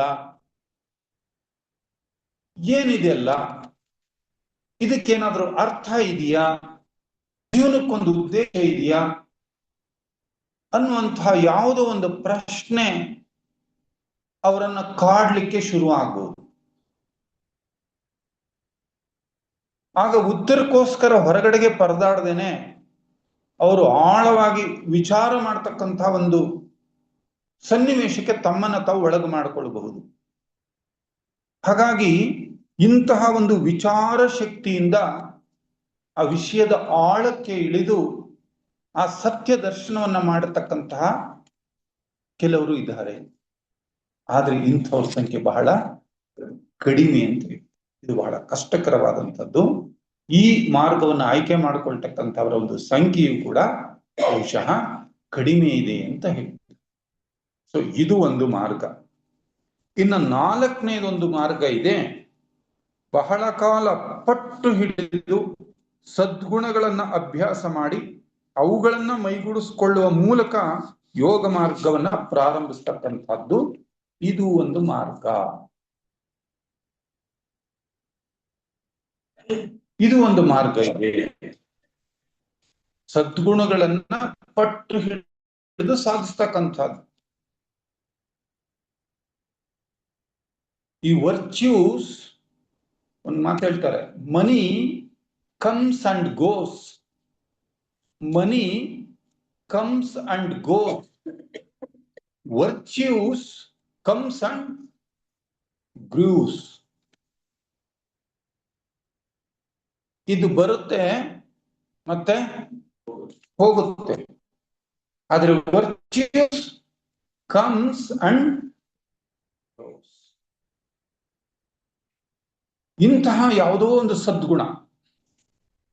ಒಂದು ಸದ್ಗುಣವನ್ನ ಅವರು ಪಟ್ಟು ಹಿಡಿದು ಸಾಧಿಸಿದ್ರೆ, ಈ ಎಲ್ಲ ಹೆಂಗಂದ್ರೆ ಸದ್ಗುಣಗಳು ಅನ್ನೋದನ್ನೆಲ್ಲ ಸೇರಿಸಿ ನಾವು ಒಂದು ಚೈನ್ ಅಂತ ಅಂದುಕೊಂಡ್ರೆ, ಒಂದು ಚೈನ್ ಅಂದ್ಕೊಳ್ಳೋಣ, ಇಡೀ ಸದ್ಗುಣಗಳನ್ನೆಲ್ಲ ಒಂದು ಚೈನ್ ಅಂತ ತಿಳ್ಕೊಳ್ಳೋಣ. ಆ ಚೈನ್ ಅಲ್ಲಿ ಒಂದೊಂದು ಸದ್ಗುಣವು ಆ ಚೈನಿನ ಒಂದೊಂದು ಕೊಂಡಿ ಅಂತ ನಾವು ತಿಳಿದುಕೊಂಡ್ರೆ, ಯಾವುದೋ ನನಗೆ ಸೂಟ್ ಆಗುವಂತ, ನನಗೆ ಇಷ್ಟ ಆಗುವಂತ ಯಾವುದೋ ಒಂದು ಸದ್ಗುಣವನ್ನ ನಾನು ಪಟ್ಟು ಹಿಡಿದು ಸಾಧನೆ ಮಾಡ್ತಾ ಹೋದಾಗ ಅದರ ಅರ್ಥ ಏನಾಯ್ತು, ಒಂದು ಕೊಂಡಿಯನ್ನ, ಆ ಇಡೀ ಸರಪಳಿಯ ಒಂದು ಕೊಂಡಿಯನ್ನ ಹಿಡಿದು ನಾನು ಜಗ್ಗಿದರೆ ಇಡೀ ಸರಪಳಿಯನ್ನ ಜಗ್ಗಿದಾಗ ಆಗುತ್ತೋ ಇಲ್ವೋ? ಹಾಗೇನೆ ಯಾವುದೋ ಒಂದು ಸದ್ಗುಣವನ್ನ ಅವರು ಆಯ್ಕೆ ಮಾಡಿಕೊಳ್ತಾರೆ. ಅವರ ಸ್ವಭಾವಕ್ಕೆ, ಅವರ ಸಂಸ್ಕಾರಕ್ಕೆ ಹೊಂದಿಕೊಳ್ಳುವಂತಹ ಒಂದು ಸದ್ಗುಣವನ್ನ ಅವರು ಸಾಧನೆ ಮಾಡ್ತಾ ಹೋಗ್ತಾರೆ. ಆದ್ರೆ ಇದು ಬರ್ತಾ ಬರ್ತಾ ಬರ್ತಾ ಆ ಸದ್ಗುಣವನ್ನ ಮೈಗೂಡಿಸ್ಕೊಳ್ತಾ ಕೊನೆಗೇನಾಗ್ತದೆ ಅಂತ ಹೇಳಿದ್ರೆ, ಅವರಿಗೆ ಆ ತನ್ನೊಳಗೇನೆ ಒಬ್ಬ ಸಾಧಕ ಒಂದು ನಿರ್ದಿಷ್ಟವಾದಂತಹ ತನಗೆ ಸರಿ ಎಂದು ತೋರಿದಂತಹ ರೀತಿಯಲ್ಲಿ ಅವನು ನಡ್ಕೊಳ್ತಾ ಬಂದ್ರೆ ಕ್ರಮೇಣ ಅವನ ಆತ್ಮವು ಬೆಳೆಯುತ್ತಾ ಬಂದು ತನ್ನೊಳಗೆ ಬೆಳಕನ್ನ ಕಂಡುಕೊಳ್ಳುತ್ತಾನೆ. ಇದೊಂದು ತತ್ವ, ಅಥವಾ ಇದು ಒಂದು ಮಾರ್ಗ. ಸೊ ಈ ರೀತಿನಲ್ಲಿ ಒಬ್ಬ ಸಾಧಕ ಈ 4 ಮಾರ್ಗಗಳಲ್ಲಿ ಯಾವುದಾದ್ರೂ ಒಂದು ಮಾರ್ಗದ ಮೂಲಕ ಅವನೇನ್ ಮಾಡ್ತಾನೆ, ಈ ಯೋಗ ಮಾರ್ಗವನ್ನ ಪ್ರವೇಶ ಮಾಡ್ತಾನೆ ಅನ್ನೋದು. ಆದ್ರೆ ಯಾವ ಮಾರ್ಗದ ಮೂಲಕವಾದ್ರೂ ಪ್ರವೇಶ ಮಾಡ್ಲಿ, ನಮ್ಗೆ ಗೊತ್ತಿರ್ಬೇಕು ಅದರ ಫಲಿತಾಂಶ ಮಾತ್ರ ಏನಾಗಿರುತ್ತೆ, all roads go to Rome ಅಂತ ಒಂದು ಮಾತು. All roads go to Rome. ಇವನು ಯಾವ ಮಾರ್ಗದ ಮೂಲಕವಾಗಿದ್ರು ಬರ್ಲಿ, ಅವನ ಗುರಿ ಅಥವಾ ಅದ್ರ ಫಲಿತಾಂಶ ಮಾತ್ರ ಏನಾಗಿದೆ, ಒಂದೇ ಆಗಿದೆ. ಹಾಗಾಗಿ ಈ 4 ಮಾರ್ಗಗಳನ್ನು ನಮ್ಗೆ ಈ ಗುರುಗಳು ಮತ್ತು ಯೋಗ ಪಥದಲ್ಲಿ ಲೆಡ್ಬಿಟ್ರವರು ತಿಳಿಸುವಂತ ಪ್ರಯತ್ನ ಮಾಡ್ತಾರೆ. ಸೊ ಇನ್ನು ಮುಂದೆ ಮಂತ್ರಗಳು ಅಂದ್ರೆ ಏನು, ಮಂತ್ರಗಳು ಅಂದ್ರೆ ಏನು, ಇದಕ್ಕೆ ನಮ್ಮ ಉಪನಿಷತ್ತುಗಳಲ್ಲಿ ಒಂದು ಮಾತು ಬರ್ತದೆ, ಮನನಂ ತ್ರಾಯತೆ ಇತಿ ಮಂತ್ರ. ಮನನಂ ತ್ರಾಯತೆ ಇತಿ ಮಂತ್ರ ಅಂತ ಒಂದು ಮಾತು ಬರ್ತದೆ. ಯಾವುದು ಮನನಕ್ಕೆ ಯೋಗ್ಯವಾಗಿದೆಯೋ, ಯಾವುದು ಮನನಕ್ಕೆ ಯೋಗ್ಯವಾಗಿದೆಯೋ ಅದು ಮಂತ್ರ. ಇದನ್ನ ಕೊಟ್ಟವ್ರು ಯಾರು ನಮ್ಗೆ, ಈ ಮಂತ್ರವನ್ನ ಕೊಟ್ಟವ್ರು ಯಾರು, ಯಾರು ಕೊಟ್ಟವರು, ನಮ್ಮ ಋಷಿ ಮುನಿಗಳು. ಋಷಿ ಮುನಿಗಳು ಕೊಟ್ಟರು ಮಂತ್ರವನ್ನ. ಆ ಋಷಿ ಮುನಿಗಳನ್ನ ನಾವೇನಂತ ಕರಿತೀವಿ, ಮಂತ್ರ ದ್ರಷ್ಟಾರರು ಅಂತ ಕರಿತೀವಿ. ಮಂತ್ರ ದ್ರಷ್ಟಾರರು ಅಂದ್ರೆ ಅವುಗಳನ್ನ ಸಾಕ್ಷಾತ್ತಾಗಿ ನೋಡಿರುವಂತಹವರು,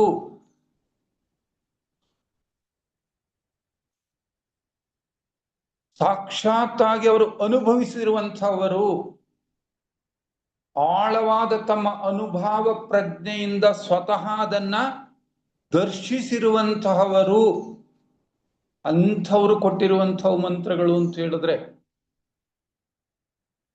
ಅದಕ್ಕೆ ಇನ್ನೂ ಒಂದು ಮಾತು ಬರ್ತದೆ, ದೈವಾಧೀನಂ ಜಗತ್ ಸರ್ವಂ. ದೈವಾಧೀನಂ ಜಗತ್ ಸರ್ವಂ. ಜಗತ್ತೆಲ್ಲವೂ ಕೂಡ ಯಾರ ವಶದಲ್ಲಿದೆ, ದೇವರ ವಶದಲ್ಲಿದೆ. ಮಂತ್ರಾಧೀನಂ ದೈವತಂ ಅಂತ ಒಂದು ಮಾತು ಬರ್ತದೆ ನೋಡಿ. ದೇವಾಧೀನಂ ಜಗತ್ ಸರ್ವಂ ಮಂತ್ರಾಧೀನಂ ದೈವತಂ.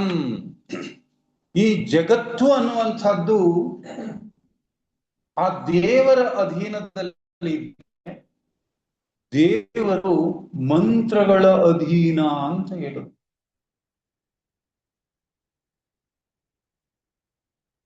ಆ ಭಗವಂತನನ್ನು ಕೂಡ ನಾವು ಒಲಿಸಿಕೊಳ್ಳಬಹುದು ಆ ಮಂತ್ರದ ಮೂಲಕ ಅನ್ನುವಂಥ ವಿಚಾರವನ್ನು ನಮ್ಗೆ ಕೊಡ್ತಾ ಇದ್ದಾರೆ. ಸೊ ಈ ಮಂತ್ರಗಳು ಅಂತ ಹೇಳಿದ್ರೆ ಕೇವಲ ಅದು ಅಸಂಬದ್ಧ ಶಬ್ದಗಳ ಒಂದು ಜೋಡಣೆ ಅಲ್ಲ. ಇದನ್ನ ನಾವು ಚೆನ್ನಾಗಿ ಅರ್ಥ ಮಾಡ್ಕೊಳ್ಬೇಕು. ಅದು ಯಾವುದೋ ಶಬ್ದಗಳ ಒಂದು ಅಸಂಬದ್ಧ ಜೋಡಣೆ ಅಲ್ಲ, ಒಂದು ನಿರ್ದಿಷ್ಟ ಗತಿಯುಳ್ಳ ವ್ಯವಸ್ಥಿತ ಜೋಡಣೆ. ಒಂದು ನಿರ್ದಿಷ್ಟ ಸ್ಪಂದಗತಿಯುಳ್ಳ ವ್ಯವಸ್ಥಿತ ಜೋಡಣೆ. ಒಂದು ಮಂತ್ರವನ್ನು ನಾವು ಉಚ್ಚಾರ ಮಾಡಿದಾಗ ಒಂದು ನಿರ್ದಿಷ್ಟ ಸ್ಪಂದಗತಿಗಳು ಬಿಡುಗಡೆಯಾಗುತ್ತೆ, ಒಂದು ಸ್ಪಂದನಗಳು ಬಿಡುಗಡೆಯಾಗುತ್ತೆ ಪ್ರಕೃತಿನಲ್ಲಿ.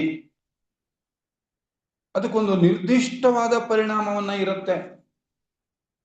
ಒಂದ್ ಕಡೆ ಒಬ್ರು ಮಾತು ಹೇಳ್ತಾರೆ, ಶಬ್ದವನ್ನ ಸ್ಪರ್ಶಿಸಿದರೆ ಸೃಷ್ಟಿಯನ್ನೇ ಸ್ಪರ್ಶಿಸುತ್ತೇವೆ. ಶಬ್ದವನ್ನ ಸ್ಪರ್ಶಿಸಿದರೆ ಇಡೀ ಸೃಷ್ಟಿಯನ್ನೇ ಸ್ಪರ್ಶಿಸಿದಂತೆ. ಪದವನ್ನ ಸ್ಪರ್ಶಿಸಿದರೆ ಮನುಷ್ಯನ ಮಾನಸಿಕ ರಚನೆಯೊಳಗೆ ಹೋಗಬಹುದು.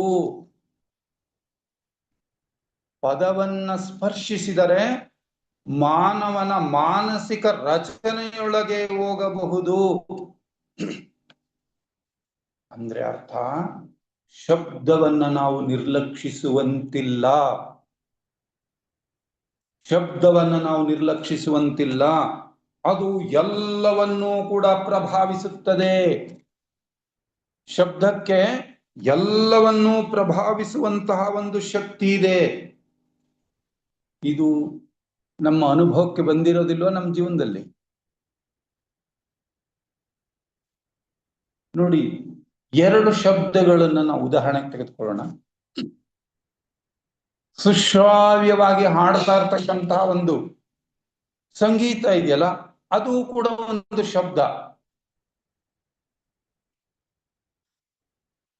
ಬೆಳಗ್ಗೆ ಸುಷ್ಮಾ ದೀದಿ ಬಂದ್ಬಿಟ್ಟು ಡೋರ್ ಕ್ಲೋಸ್ ಮಾಡ್ಕೊಳ್ಳಿದ್ರು. ಯಾಕೆ ಗೊತ್ತಾ? ಅವ್ರಲ್ಲಿ ಮಿಕ್ಸಿ ಆನ್ ಮಾಡ್ತಾ ಇದ್ರು. ಅವ್ರಲ್ಲಿ ಮಿಕ್ಸಿ ಆನ್ ಮಾಡ್ಬೇಕಾಗಿತ್ತು. ಅಲ್ಲಿ ಬಂದು ಅವರು ಸೌಮ್ಯ ಮಾಡಿದ್ರು, ಕದ ಹಾಕೊಳ್ಳಿ ಅಂತ. ಯಾಕೆ? ಅದು ಒಂದು ಸೌಂಡ್.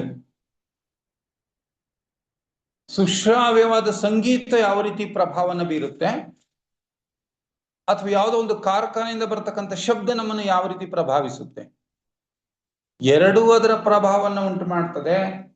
ಒಂದು ಪಾಸಿಟಿವ್, ಇನ್ನೊಂದು ನೆಗೆಟಿವ್. ಎರಡೂ ಸೌಂಡೇ. ಅದಕ್ಕೆ ಹೇಳ್ತಾರೆ, ಶಬ್ದಗಳನ್ನ ನೀವು ನಿರ್ಲಕ್ಷಿಸುವಂತಿಲ್ಲ. ಅದು ಒಂದು ಕಾಂಬಿನೇಷನ್ ಅಂತ ಹೇಳ್ತಾರೆ. ಒಂದು ಕಾಂಬಿನೇಷನ್. ಆ ಕಾಂಬಿನೇಷನ್ ನೀವು ಸರಿಯಾದ ಕಾಂಬಿನೇಷನ್ ಹಾಕಿದ್ರೆ ಏನಾಗ್ತದೆ ಅಂತ ಹೇಳಿದ್ರೆ, ಅದು ಸೃಷ್ಟಿಯ ಬಾಗಿಲನ್ನೇ ತೆರೆಯುತ್ತೆ ಅಂತ ಹೇಳ್ತಾರೆ. ಅದು ಸೃಷ್ಟಿಯ ಬಾಗಿಲನ್ನೇ ತೆರೀತದೆ. ಶಬ್ದವನ್ನ ಸ್ಪರ್ಶಿಸಿದ್ರೆ ಸೃಷ್ಟಿಯನ್ನ ನಾವು ಸ್ಪರ್ಶಿಸ್ತೇವೆ. ಶಬ್ದ ಸೃಷ್ಟಿಯ ಮೂಲ ಅಂತ ಹೇಳಿ. ಶಬ್ದ ಸೃಷ್ಟಿಯ ಮೂಲಭೂತ ಅಂಶ. ಶಬ್ದದ ಮೇಲೆ ಪ್ರಭುತ್ವ ಇದ್ರೆ ಒಂದು ಅರ್ಥದಲ್ಲಿ ಸೃಷ್ಟಿಯ ಮೇಲೂ ಕೂಡ ಪ್ರಭುತ್ವ ಇರುತ್ತೆ ಅಂತ ಹೇಳ್ತಾರೆ. ಸೊ ಇದನ್ನ ನಾವು ಎಲ್ಲಿ ಅರ್ಥ ಮಾಡ್ಕೊಳ್ಬೋದು? ಇದು ಸೃಷ್ಟಿಯ ಮೂಲಭೂತ ಅಂಶ ಅಂತ ಹೇಳಿದ್ರಲ್ಲ ಶಬ್ದ, ಇದನ್ನು ನಾವೆಲ್ಲ ಅರ್ಥ ಮಾಡ್ಕೋಬಹುದು ಹೇಳಿ ನೋಡೋಣ. ಇಡೀ ಈ ಸೃಷ್ಟಿ ಆಯ್ತಲ್ಲ, ಈ ಸೃಷ್ಟಿ ಆಯ್ತಲ್ಲ, ನಾದ ಬ್ರಹ್ಮ. ಈ ಸೃಷ್ಟಿ ಆದಿದ್ದೇ ಯಾವುದರಿಂದ? ಶಬ್ದದಿಂದ. ಅದಕ್ಕೆ ಅವನನ್ನ ಏನ್ ಕರೆದ್ರು? ನಾದ ಬ್ರಹ್ಮ. ನಾದ ಬ್ರಹ್ಮ ಅಂತ ಕರೆದ್ರು. ಈ ಪ್ರಪಂಚದ ಸೃಷ್ಟಿಯ ಪೂರ್ವದಲ್ಲಿ ಏನಿತ್ತು? ಏನಿತ್ತು? There was a word. There was a word. ಯಾವ್ದ ವರ್ಡ್? ಅದೇ ಓಂಕಾರ. ಅದರಿಂದನೇ ಇಡೀ ಜಗತ್ತೆಲ್ಲವೂ ಕೂಡ ಸೃಷ್ಟಿಯಾಗಿರ್ತಕ್ಕಂಥದ್ದು. ಸೃಷ್ಟಿ ಅಂತಕ್ಕಂಥದ್ದು ಶಬ್ದದ ಒಂದು ಸಂಕೀರ್ಣ ಮಿಶ್ರಣ ಅಂತ ಹೇಳ್ತಾರೆ. ಒಂದು ಸಂಕೀರ್ಣ ಮಿಶ್ರಣ. ಪ್ರಪಂಚ ಸೃಷ್ಟಿಯಾದದ್ದೇ ಒಂದು ಶಬ್ದದಿಂದ, ಅದೇ ಓಂಕಾರ ಅಂತ. ಅದಕ್ಕೆ ಹೇಳ್ತಾರೆ, ಸೃಷ್ಟಿಯಾಗುವ ಹಾಗೆ ಮಾಡುವ ಅಂಶವೇ ಶಬ್ದ.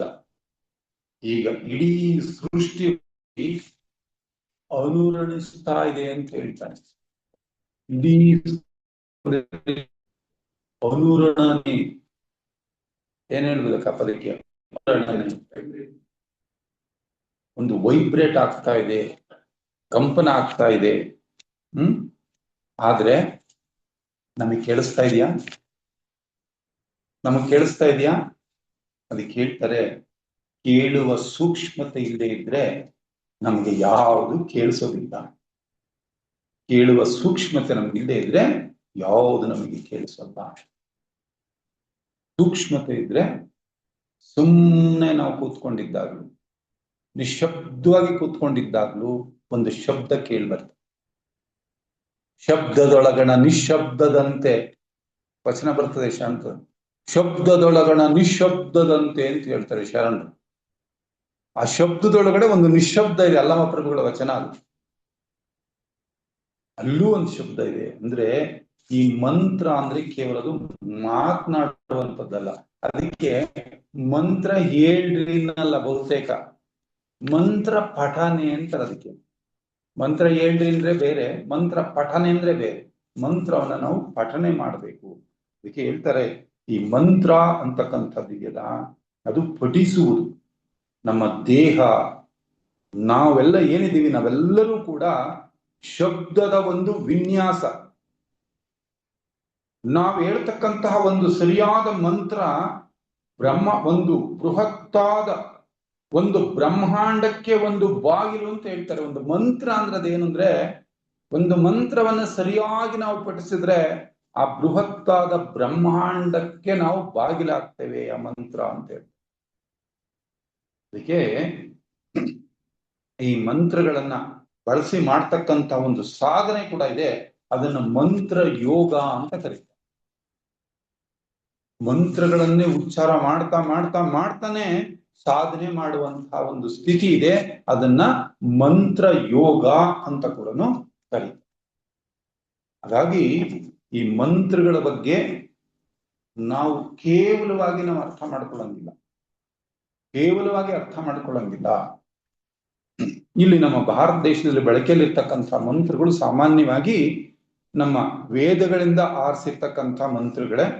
ಮತ್ತೆ ಈ ಮಂತ್ರಗಳನ್ನ 5 ಭಾಗಗಳಾಗಿ ವಿಂಗಡಣೆ ಮಾಡ್ತಾರೆ ಮಂತ್ರಗಳನ್ನು ಕೂಡ.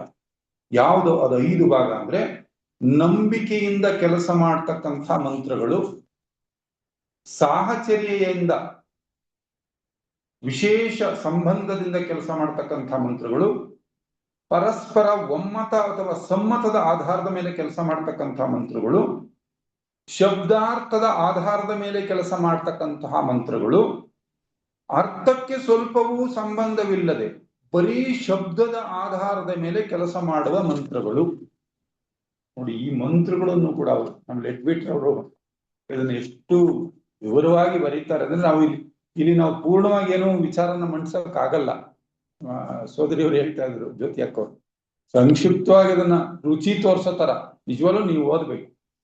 ಈ ಮಂತ್ರಗಳು, ಈ ಮೊದಲನೇ ವರ್ಗದ ಮಂತ್ರಗಳು, ಈ ಉಚ್ಚಾರಣೆಯಿಂದ ಒಂದು ನಿರ್ದಿಷ್ಟ ಪರಿಣಾಮ ಉಂಟಾಗ್ತದೆ ಅನ್ನುವಂತ ಒಂದು ನಂಬಿಕೆ ಇರುತ್ತೆ. ಆ ನಂಬಿಕೆ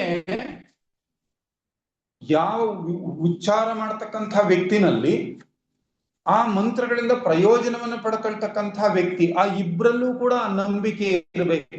ಇದಕ್ಕೆ ಉದಾಹರಣೆನೂ ಚೆನ್ನಾಗಿ ಕೊಡ್ತಾರೆ ಅವರು. ನಮ್ಗೆ ಇದೆಲ್ಲ ನಾವು ಸಣ್ಣ ಇದು ಅನುಭವ ಆಗಿದೆ, ನಿಮ್ಗೂ ಕೂಡ ಅನುಭವ ಆಗಿದೆ ಅಂದ್ಕೊಳ್ತೀನಿ. ಈ ಚೇಳು ಕುಟುಕಿದ್ರೆ ಮಂತ್ರ ಹಾಕ್ತಿದ್ರು, ಉಳುಕಿದ್ರೆ ನಮ್ಮ ಮೆಂಬರ್ ಒಬ್ರು ಇದ್ರು, GSS ಅಂತ ಎಲ್ಲರಿಗೂ ಬಹಳ ಜನಕ್ಕೆ ಗೊತ್ತಿದ್ದಾರೆ. ನಮ್ಮ ಆ ಬಿಲ್ಡಿಂಗ್ ರಚನೆ ಆಗ್ಬೇಕಾದ್ರೆ ಅವ್ರು ಬಹಳ ಪ್ರಧಾನವಾಗಿ ಕೆಲಸ ಮಾಡ್ತಿದ್ರು, GSS ಅಂತೇಳಿ. ನಮ್ಗೇನಾದ್ರು ಸ್ವಲ್ಪ ಉಳುಕಿದ್ದು ಆದ್ರೆ ಅವ್ರ ಮನೆಗೆ ಹೋಗ್ಬಿಡ್ತಿದ್ವಿ. ಅವ್ರೇನೋ ತಂದ್ಬಿಟ್ಟು ಒಂದು ಮಂತ್ರ ಹಾಕಿ ಏನೋ ಮಾಡೋದು ಚೆನ್ನಾಗಿ ಆಗ್ತಿತ್ತು. ನಮ್ಮ ನಂಬಿಕೆ ಅದು ನೋಡಿ, ಅಂದ್ರು ಪರಸ್ಪರ ನಂಬಿಕೆಯಿಂದ ಕೆಲಸ ಮಾಡ್ತಕ್ಕ. ಅದು ಏನು ಅದಕ್ಕೆ ಎಷ್ಟು ಅರ್ಥ ಇದೆ ಏನೂ ಗೊತ್ತಿಲ್ಲ, ಆದ್ರೆ ಆ ಮಂತ್ರ ಹೇಳೋನಲ್ಲಿ ಮತ್ತದರಿಂದ ಪರಿಣಾಮ ಪಡ್ಕೊಳ್ಳೋನಲ್ಲಿ ಆ ನಂಬಿಕೆ ಇದ್ರೆ ಅದರಿಂದ ಒಂದು ಪ್ರಯೋಜನ ಆಗ್ತಾ ಇತ್ತು. ಇಂಥ ನಂಬಿಕೆಗಳು ಇವಾಗ ಲೆಟ್ಬಿಟ್ರ್ ಅವರು ಸ್ವತಃ ಒಂದು ಎಕ್ಸಾಂಪಲ್ ಹೇಳ್ತಾರೆ. ನನಗೆ ಒಂದ್ಸಾರಿ ನಾಯಿ ಕಚ್ಚಿತು, ಯಾರೋ ಒಬ್ಬ ರೈತ ನೋಡ್ಬಿಟ್ಟು ಬಂದು ಏನೋ ಒಂದು ಗಿಡದಿಂದ ಒಂದು ಎಲೆನ ಕಿತ್ಕೊಂಡು ಬಂದು ಏನೋ ಮಂತ್ರ ಹಾಕಿ ನನ್ಗೆ ಅದರಿಂದ ಸ್ವಲ್ಪ ಏನೋ ಹಚ್ಚಿದ, ನನಗೇನು ನೋವು ಕಾಣ್ಲಿಲ್ಲ. ಇನ್ನೊಬ್ಬ ವ್ಯಕ್ತಿಯನ್ನ ಒಬ್ರು ಕರ್ಕೊಂಡ್ ಬಂದ್ರು, ನಾ ಆ ಸಂದರ್ಭದಲ್ಲಿ ಆ ಕಡೆಯಿಂದ ಬರುವಾಗ ಇಬ್ರು ಸೇರಿ ಒಬ್ಬ ವ್ಯಕ್ತಿಯನ್ನ ಒತ್ಕೊಂಡ್ ಬಂದಿದ್ರು. ಆ ವ್ಯಕ್ತಿ ಏನೋ ಮಂತ್ರ ಹಾಕಿ ಏನೋ ಮಾಡ್ದ, ಆ ವ್ಯಕ್ತಿ ಈ ಕಡೆಯಿಂದ ನಡ್ಕೊಂಡು ಹೋದ ಅಂತ ಹೇಳಿ, ಈ ಕಡೆಯಿಂದ ನಡ್ಕೊಂಡು ಹೋದ ವ್ಯಕ್ತಿ, ಅದನ್ನ ಸ್ವತಃ ನಾನೇ ನೋಡ್ದೆ ಅಂತ ಹೇಳಿ. ಸೊ ಇದು ನಂಬಿಕೆಯಿಂದ ಕೆಲಸ ಮಾಡ್ತಕ್ಕಂತ ಒಂದು ಮಂತ್ರಗಳು. ಇನ್ನ ಸಾಹಚರ್ಯದಿಂದ ಕೆಲಸ ಮಾಡ್ತಕ್ಕಂತ ಒಂದು ಮಂತ್ರಗಳು ಅಂತ ಇದೆ. ಇಲ್ಲಿ ಈ ಕೆಲವು ಶಬ್ದ ರೂಪಗಳಿಗೆ, ಕೆಲವು ಪರಿಷ್ಕಾರವಾದಂತಹ ಅಭಿಪ್ರಾಯಗಳಿಗೂ ಒಂದು ಒತ್ತಾದ ಸಂಬಂಧ ಇರ್ತದೆ. ಆ ಶಬ್ದವನ್ನ ಕೇಳಿದ ಕೂಡಲೇ ನಮ್ಮ ಭಾವನೆಗಳು ಮತ್ತು ಯೋಚನಾ ತರಂಗಗಳು ಇವುಗಳ ದಿಕ್ಕೇ ಬದಲಾಗಿಬಿಡುತ್ತೆ ಅಂತ ಹೇಳ್ತಾರೆ.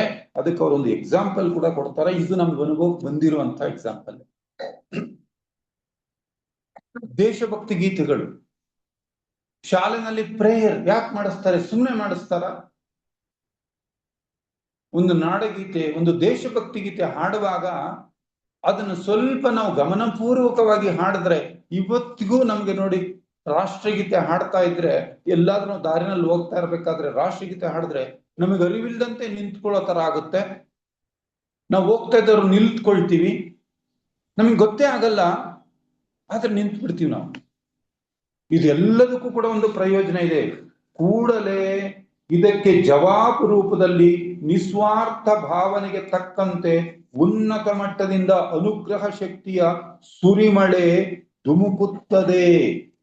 ಇದು ಪ್ರಕೃತಿಯ ಸಹಜ ನಿಯಮ ಅಂತ ಹೇಳ್ತಾರೆ. ಇದು ರಾಜರ್ಷಿ ಶಾಖೆಗೆ ಸೇರ್ತಕ್ಕಂತಹ ದೇವತೆಗಳು ಆ ಸಂದರ್ಭದಲ್ಲಿ ತಮ್ಮ ಶಕ್ತಿಯನ್ನು ವರ್ಷಿಸ್ತಾರೆ. ಸೊ ನಾವು ಅರ್ಥ ಮಾಡ್ಕೋಬೇಕು, ಶಾಲೆಗಳಲ್ಲಿ ಮಾಡುವಂತಹ ಒಂದು ಪ್ರೇಯರ್ ಕೂಡ ಅದು ಅವಶ್ಯಕವಾಗಿದೆ. ಅಲ್ಲೂ ಕೂಡ ಒಂದು ಪರಿಣಾಮ ಇದೆ. ಇನ್ನೂ ಒಂದು ಮಾತು ನಾವು ಅರ್ಥ ಮಾಡ್ಕೊಳ್ಬೇಕು. ಇನ್ನೂ ಒಂದು ಮಾತು ಬರ್ತದೆ ಒಂದ್ ಕಡೆ, ಪರಸ್ಪರಂ ಭಾವಯಂತಹ ಅಂತ ಒಂದು ಮಾತು ಬರುತ್ತೆ. ಪರಸ್ಪರಂ ಭಾವಯಂತಹ. ನಾವು ಎಷ್ಟೋ ಸಾರಿ ಅಂದ್ಕೊಳ್ತೀವಿ, ನಾವು ಪ್ರಾರ್ಥನೆ ಮಾಡಿದಾಗ ನಮಗಷ್ಟೇ ಅನುಕೂಲ ಅಂತ ಅಂದ್ಕೊಳ್ತೀವಿ. ಅಷ್ಟು ಮಾತ್ರ ಅಲ್ಲ, ನಮ್ಮ ಪ್ರಾರ್ಥನೆಯಿಂದ ದೇವತೆಗಳು ಕೂಡ ಸುಪ್ರೀತರಾಗ್ತಾರೆ, ಅವ್ರಿಗೆ ಅದರಿಂದ ಒಂದು ಎನರ್ಜಿ ಬರುತ್ತೆ, ಅದರಿಂದ ಅವರ ವಿಕಾಸ ಆಗುತ್ತೆ ಅಂತ ಹೇಳ್ತಾರೆ. ದೇವತೆಗಳಿಂದ ನಾವು ಬೆಳೆದ್ರೆ ನಮ್ಮಿಂದ ದೇವತೆಗಳು ಕೂಡ ಬೆಳೆಯುವಂತಹ ಒಂದು ವ್ಯವಸ್ಥೆ ಇದೆಯಂತೆ ಪ್ರಕೃತಿನಲ್ಲಿ. ಆಗ ಅವರು ಸುಪ್ರೀತರಾಗ್ತಾರೆ. ಆ ಮಂತ್ರಗಳನ್ನ ಉಚ್ಚಾರ ಮಾಡಿದಾಗ ಅದರಿಂದ ಅವರು ಪುಳಕಿತರಾಗ್ತಾರೆ. ಅದು ಅವ್ರಿಗೊಂದು ರೀತಿ ಎನರ್ಜಿ. ಪುನಃ ಆ ಎನರ್ಜಿನ ಅವರೇನ್ ಮಾಡ್ತಾರೆ, ಮತ್ತೆ ನಮ್ಮ ಮೇಲೆನೆ ವರ್ಷಿಸ್ತಾರೆ. ಇದು ಒಂದು ರೀತಿಯಾದಂತಹ ಮಂತ್ರಗಳು. ಇನ್ನೂ ಕೂಡ ಪೂರ್ವಭಾವಿಯಾಗಿ ಒಡಂಬಡಿಕೆ ದೆಸೆಯಿಂದ ಕೆಲಸ ಮಾಡತಕ್ಕಂತಹ ಮಂತ್ರಗಳು. ಅಲ್ಲೇನೋ ಒಂದು ಒಡಂಬಡಿಕೆ ಇರುತ್ತೆ, ಒಂದು ಒಪ್ಪಂದ ತರ ಇರುತ್ತೆ. ಇದನ್ನ ಎಲ್ಲಿ ಹೇಳ್ತಾರೆ ಅಂದ್ರೆ, ನಮ್ಗೆ ಈ ಇಸ್ಲಾಂ ಮತದಲ್ಲಿ ಆ ಎತ್ತರದ ಗೋಪುರದಲ್ಲಿ ನಿಂತ್ಕೊಂಡವರು ಒಂದು ಮಂತ್ರವನ್ನು ಅವ್ರದೇ ಆದಂತಹ ಒಂದು ಪ್ರಾರ್ಥನೆಯನ್ನ ಮಾಡ್ತಾರಲ್ಲ, ಆ ಮಾಡಿದ ತಕ್ಷಣ ಅಲ್ಲಿ ಒಂದು ಅನುಗ್ರಹ ಶಕ್ತಿ ವರ್ಷಿಸಲ್ಪಡುತ್ತೆ. ಇನ್ನ ಒಂದು ಚರ್ಚ್ಗಳಲ್ಲಿ ಮಾಡ್ತಕ್ಕಂತಹ ಒಂದು ಆಚರಣೆಗಳಲ್ಲಿ ಅವರು ಕೆಲವು ಮಂತ್ರಗಳನ್ನು ಉಚ್ಚಾರ ಮಾಡಿದಾಗ ಅಲ್ಲಿ ಕೆಲವು ಶಕ್ತಿಯ ತರಂಗಗಳು ಬಿಡುಗಡೆಯಾಗುತ್ತೆ. ನನಗಿದಕ್ಕೆ ಇನ್ನೂ ಒಂದು ಆಪ್ಟ್ ಎಕ್ಸಾಂಪಲ್ ಅಂತ ನನಗನ್ಸಿದ್ದು ಅಂದ್ರೆ, ಒಂದು ಮಾತು ಬರ್ತದೆ ನಮ್ಮಲ್ಲಿ. ಮಾಸ್ಟರ್ಸ್ ನಮ್ಗೊಂದು ಮಾತು ಕೊಟ್ಟಿದ್ದಾರೆ. ಅವ್ರು ಏನಂತ ಗೊತ್ತಾ, 2 ಅಥವಾ 2ಕ್ಕಿಂತ ಹೆಚ್ಚು ಜನ ಸೇರಿ ಎಲ್ಲಿ ಇಂಥ ಅಧ್ಯಾತ್ಮ ವಿಚಾರಗಳನ್ನ ಪ್ರಸ್ತಾಪ ಮಾಡ್ತಿರೋ ಅಲ್ಲಿ ನಮ್ಮ ಪ್ರೆಸೆನ್ಸ್ ಇರುತ್ತೆ ಅಂತ ಅವ್ರು ಹೇಳ್ತಾರೆ. ಸೊ ಈಗ ನಾವು ಅರ್ಥ ಮಾಡ್ಕೊಳ್ಬೇಕು, ನಮ್ ನಿರ್ದೇಶಕರು ತುಂಬಾ ಒಂದರ ಕಠಿಣವಾಗಿ ವರ್ತನೆ ಮಾಡ್ತಾ ಇದ್ದಾರಾ ಅಂತ ನಮಗೆ ಎಷ್ಟು ಸಾರಿ ಅನ್ನಿಸ್ಬೋದು. ನಾವು ಅರ್ಥ ಮಾಡ್ಕೊಳ್ಳೋಣ, ಅದ್ರ ಹಿಂದೆ ಎಂಥ ಒಂದು ಬಹಳ ಉತ್ತಮವಾದಂತಹ ಒಂದು ಧ್ಯೇಯ ಅಂತ ಅರ್ಥ ಮಾಡ್ಕೊಳ್ಳೋಣ. ನಾವಿಲ್ಲಿ ವಿಚಾರ ಮಾಡ್ತಾ ಇದ್ರೆ ನಾವಿಷ್ಟೇ ಜನ ಇದ್ದೀವಿ ಅಂತ ಅಂದ್ಕೊಂಡಿದ್ರೆ ತಪ್ಪು ಭಾವನೆ. ಅವ್ರು ಮಾತು ಕೊಟ್ಟಿದ್ದಾರೆ, ನಾವು ಮಾತು ತಪ್ಪೋದು. ಮಾಸ್ಟರ್ಸ್ ತಪ್ತಾರ ಮಾತಿಗೆ? There is a presence. ಈಗ ನಾವಿಲ್ಲಿ 2 ಅಲ್ಲ 40 ಜನ ಸೇರ್ಕೊಂಡಿದ್ದೀವಿ. ಇಲ್ಲಿ ಅವರ ಹೆಸರಿನಲ್ಲಿ ಗೋಷ್ಠಿ ಪ್ರಾರಂಭ ಮಾಡಿದೀವಿ. ಅವರ ವಿಚಾರವನ್ನ, ಅವರು ಕೊಟ್ಟಿರುವಂತಹ ಒಂದು ವಿಚಾರಗಳನ್ನ ನಾವು ಚರ್ಚೆ ಮಾಡ್ತಾ ಇದ್ದೀವಿ ಅಂದ್ರೆ ಅವರ ಪ್ರೆಸೆನ್ಸ್ ಇಲ್ಲಿರುತ್ತೆ. ಸೊ ಇಂತಹ ಸಂದರ್ಭದಲ್ಲಿ ಈ ರೀತಿ ಕೆಲಸ ಮಾಡುವಂತವಿದ್ದಾವೆ. ಇನ್ನು ಒಂದು ವರ್ಗದ ಮಂತ್ರಗಳು ಶಬ್ದಾರ್ಥದ ಪ್ರಭಾವದಿಂದ ಕೆಲಸ ಮಂತ್ರಗಳು.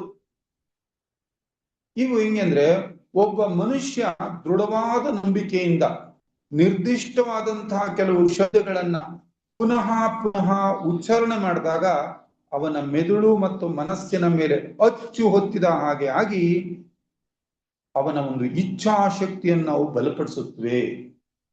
ಒಂದೇ ಮಂತ್ರವನ್ನ ಒಂದು ನಿರ್ದಿಷ್ಟವಾದ ರೀತಿಯಲ್ಲಿ ಅವನು ಶ್ರದ್ಧೆಯಿಂದ ಭಕ್ತಿಯಿಂದ ಅವನು ಉಚ್ಚಾರ ಮಾಡಿದಾಗ ಅವನ ಮೆದುಳು ಮತ್ತು ಅವನ ಮನಸ್ಸಿನ ಮೇಲೆ ಒಂದು ಪರಿಣಾಮ ಉಂಟಾಗ್ತದೆ, ಅವನ ಇಚ್ಛಾಶಕ್ತಿ ಬಲವಾಗ್ತದೆ. ಯಾವ ಕಾರ್ಯವನ್ನು ಅವನು ಮಾಡಬೇಕು ಅಂತ ಅಂದುಕೊಂಡಿದ್ದಾನೋ ಆ ಕಾರ್ಯ ಅವನಿಂದ ಅದು ನೆರವೇರ್ತದೆ ಅನ್ನುವಂಥದ್ದು. ಅದಕ್ಕೇನೆ ನಿರ್ದಿಷ್ಟ ಸಮಯದಲ್ಲಿ ಕೆಲವು ವಾಕ್ಯಗಳನ್ನು ಪುನರಾವರ್ತನೆ ಮಾಡುವುದರ ಮೂಲಕ ಅಂತಹ ವಾಕ್ಯಗಳು ಮನಸ್ಸಿನಲ್ಲಿ ನಾಟಿ ದೃಢವಾಗುತ್ತವೆ. ಅದಕ್ಕೆ ಯಾವಾಗಲೂ ಬಿ ಪಾಸಿಟಿವ್, ನಮ್ಮನ್ನು ನಾವು ಆತ್ಮಸ್ವರೂಪಿಗಳು ಅಂದ್ಕೊಳ್ಬೇಕು. ಅದಕ್ಕೆ ನಮ್ಮಲ್ಲಿ ಕೆಲವು ಕೊಡ್ತಾರೆ, ಹಿಮಕ್ಕಿಂತಲೂ ಪರಿಶುದ್ಧನು. ಅದನ್ನು ಮತ್ತೆ ಮತ್ತೆ ಅಂದುಕೊಳ್ಳಿ, ತಪ್ಪಿಲ್ಲ. ವೇದಾಂತದಲ್ಲಿ ಒಂದು ಮಾತು ಬರ್ತದೆ, ಭ್ರಮರ ಕೀಟ ನ್ಯಾಯ ಅಂತ. ಭ್ರಮರ ಕೀಟ ನ್ಯಾಯ ಅಂತ ಒಂದು ಮಾತು ಬರ್ತದೆ ನಮ್ಮ ವೇದಾಂತದಲ್ಲಿ. ಏನು ಭ್ರಮರ ಕೀಟ ನ್ಯಾಯ? ಆ ಭ್ರಮರ ಒಂದು ಹುಳನ ತಂದು ಗೂಡ್ನಲ್ಲಿ ಇಟ್ಬಿಟ್ಟು ಇನ್ನೊಂದು ಹುಳನ್ನ ಇಟ್ಕೊಂಡು ಬರಕ್ಕೆ ಅಂತ ಹೋಗಿರುತ್ತಂತೆ. ಈ ಗೂಡ್ನಲ್ಲಿದ್ದ ಕೀಟ ಭ್ರಮರ ಬಂದ್ಬಿಡುತ್ತೆ, ನನ್ನನ್ನು ತಿಂದು ಬಿಡುತ್ತೆ, ಭ್ರಮರ ಬಂದ್ಬಿಡುತ್ತೆ, ತಿಂದು ಬಿಡುತ್ತೆ, ಭ್ರಮರ ಭ್ರಮರ ಭ್ರಮರ ಅಂತ ಭ್ರಮಿಸಿ ಅದು ವಾಪಸ್ ಗೂಡಿಗೆ ಬರೋದ್ರೊಳಗಡೆ ಈ ಕೀಟಗೂ ಕೂಡ ಏನಾಗೋಗ್ಬಿಟ್ಟಿರುತ್ತೆ, ಒಂದು ಭ್ರಮರವೇ ಆಗೋಗ್ಬಿಟ್ಟಿರುತ್ತೆ ಅಂತ ಹೇಳ್ತಾರೆ. ಅದಕ್ಕೆ ಯಾವುದನ್ನ ನಾವು ಮತ್ತೆ ಮತ್ತೆ ಮತ್ತೆ ಮತ್ತೆ ನಾವು ಪುನರಾವರ್ತನೆ ಮಾಡ್ತೇವೋ ಅದೇ ನಾವು ಆಗಿಬಿಡ್ತೇವೆ. ಅಂಥ ಒಂದು ಶಕ್ತಿ ಮಂತ್ರಕ್ಕಿದೆ ಅಂತಕ್ಕಂಥದ್ದು. ಇನ್ನು ಕೊನೆಯದಾಗ 5ನೇ ವಿಧದ ಮಂತ್ರಗಳು, ಶಬ್ದ ಮಾತ್ರದಿಂದ ಕೆಲಸ ಮಾಡತಕ್ಕ ಮಂತ್ರಗಳು. ಅಂದ್ರೆ ಇಲ್ಲಿ ಏನು ಅರ್ಥಕ್ಕೆ ಹೆಚ್ಚಿಗೆ ಗಮನ ಕೊಡಬೇಕಾಗಿಲ್ಲ, ಅರ್ಥಕ್ಕೆ ನಾವೇನು ತುಂಬಾ ಹೆಚ್ಚಿನ ಗಮನ ಕೊಡಬೇಕಾಗಿಲ್ಲ. ಅವು ಹೆಂಗೆ ಅಂತ ಹೇಳಿದ್ರೆ, ಒಂದು ಶಬ್ದವನ್ನ ನಾವು ಉತ್ಪತ್ತಿ ಮಾಡಿದಾಗ ಆ ಸ್ಪಂದನಗಳು ಆ ಉತ್ಪತ್ತಿ ಮಾಡ್ತಕ್ಕಂಥವನ ಶರೀರದ ಮೇಲೆ ಪ್ರಭಾವವನ್ನ ಬೀರುವುದರ ಮೂಲಕ ಪ್ರಕೃತಿಯನ್ನ ತನ್ನ ಶ್ರುತಿಗನುಗುಣವಾಗಿ ಸಮರಸಗೊಳಿಸುತ್ತದೆ. ನಾವೊಂದು ಮಂತ್ರವನ್ನ ನಿಷ್ಠೆಯಿಂದ, ನಮ್ಗೆ ಅದರ ಅರ್ಥ ಏನೂ ಹೆಚ್ಚು ಗೊತ್ತೇ ಇಲ್ಲ, ಗೊತ್ತಿದ್ರೆ ಒಳ್ಳೇದೇ, ಆದ್ರೆ ನಮ್ಗೆ ಗೊತ್ತಿರಲೇಬೇಕು ಅಂತಾನೂ ಇಲ್ಲ. ಒಂದು ನಿರ್ದಿಷ್ಟವಾದ ರೀತಿಯಲ್ಲಿ ಅದನ್ನ ಭಕ್ತಿಯಿಂದ ಶ್ರದ್ಧೆಯಿಂದ ಉಚ್ಚಾರ ಮಾಡಿದಾಗ ಆ ಇಡೀ ಒಂದು ಪ್ರಕೃತಿಯನ್ನೇ ಅದೊಂದು ಶ್ರಮಶ್ರುತಿಗೊಳಿಸ್ತದೆ. ಅದರ ಇಂಪಾದ ಶಬ್ದ ಮೇಲಿನ ಲೋಕಗಳ ಒಂದು ಸೂಕ್ಷ್ಮ ಪ್ರಕೃತಿಯನ್ನು ಕೂಡ ಅಲ್ಲಿ ಕೂಡ ಅದು ಪ್ರಸರಿಸಿ ಆ ಮೇಲ್ಮಟ್ಟದ ಒಂದು ಪ್ರತಿಧ್ವನಿ ಹೇಳ್ತದೆ. ಆ ಸ್ಪಂದನಗಳು ನಮ್ಮ ಕಿವಿಯ ಶ್ರವಣ ಶಕ್ತಿಯ ಎಲ್ಲೆಯನ್ನೂ ಮೀರಿ ಸೂಕ್ಷ್ಮವಾಗಿ ವ್ಯಾಪಿಸುತ್ತವೆ. ಮೇಲ್ಮಟ್ಟದ ಸೂಕ್ಷ್ಮ ಪ್ರಕೃತಿಯಲ್ಲೂ ಕೂಡ ಸ್ಪಂದನಗಳು ಉಂಟಾಗ್ತದೆ. ಅದರಿಂದ ಯಾವುದಾದ್ರೂ ಕೂಡ ಒಂದು ಗೊತ್ತಾದ ಒಂದು ರಾಗ ಅಥವಾ ಮಂತ್ರ ಇವುಗಳನ್ನ ಹಾಡಿದಾಗ ಆ ಉನ್ನತ ಮಟ್ಟದ ದೇಹಗಳ ಮೇಲೂ ಕೂಡ ಪರಿಣಾಮ ಉಂಟಾಗ್ತದೆ.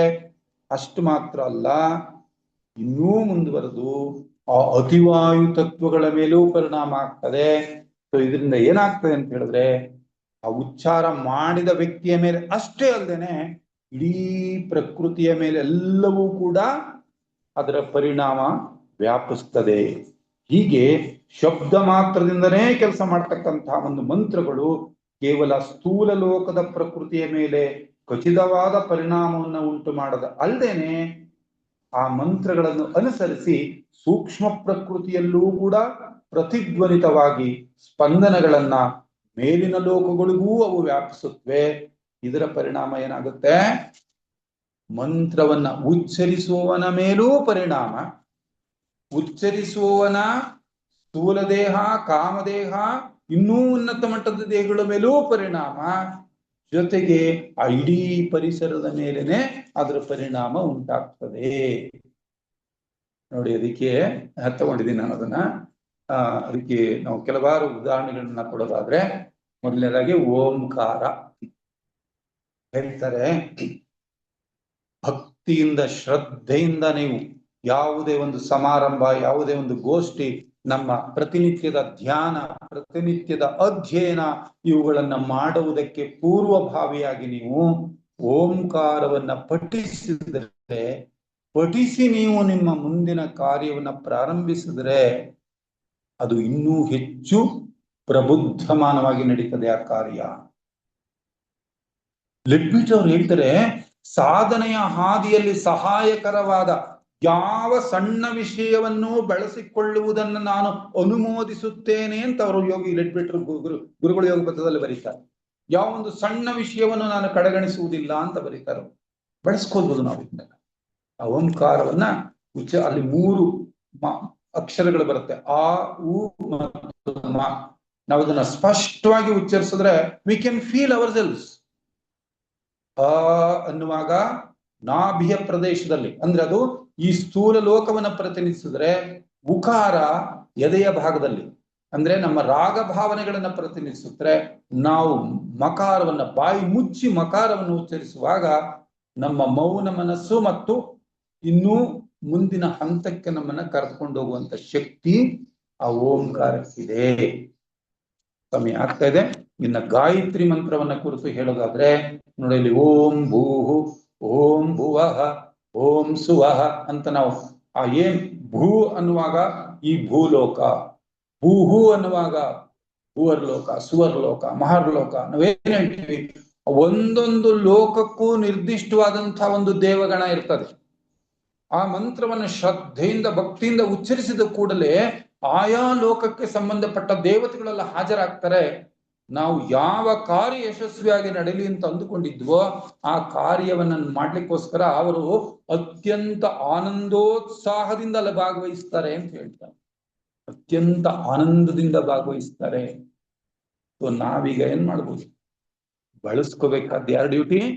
ನಮ್ಮ ಡ್ಯೂಟಿ ಅಂತಕ್ಕಂಥದ್ದು ಆಗಿರೋದ್ರಿಂದ ಕೇವಲ ನಾವು ಇದು ಮನುಷ್ಯರ ಮೇಲಲ್ಲ, ಕೇವಲ ಸಾಧಕರ ಮೇಲಲ್ಲ, ಮಾನವೇತರ ಗಣಗಳ ಮೇಲೂ ಕೂಡ ಇದರ ಪ್ರಭಾವ ಉಂಟಾಗ್ತದೆ.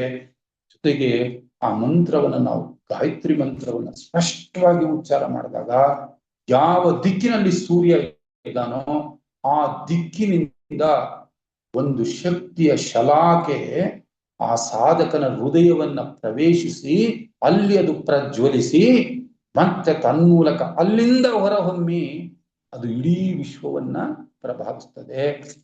ಆ ಮಂತ್ರ ನಮ್ಮ ಸೌರ ಬ್ರಹ್ಮಾಂಡಾಧಿಪತಿಯನ್ನೇ ಆಹ್ವಾನಿಸುವಂತಹ ಒಂದು ಶಕ್ತಿ ಆ ಮಂತ್ರಕ್ಕಿದೆ ಅಂತ ಹೇಳ್ತಾರೆ.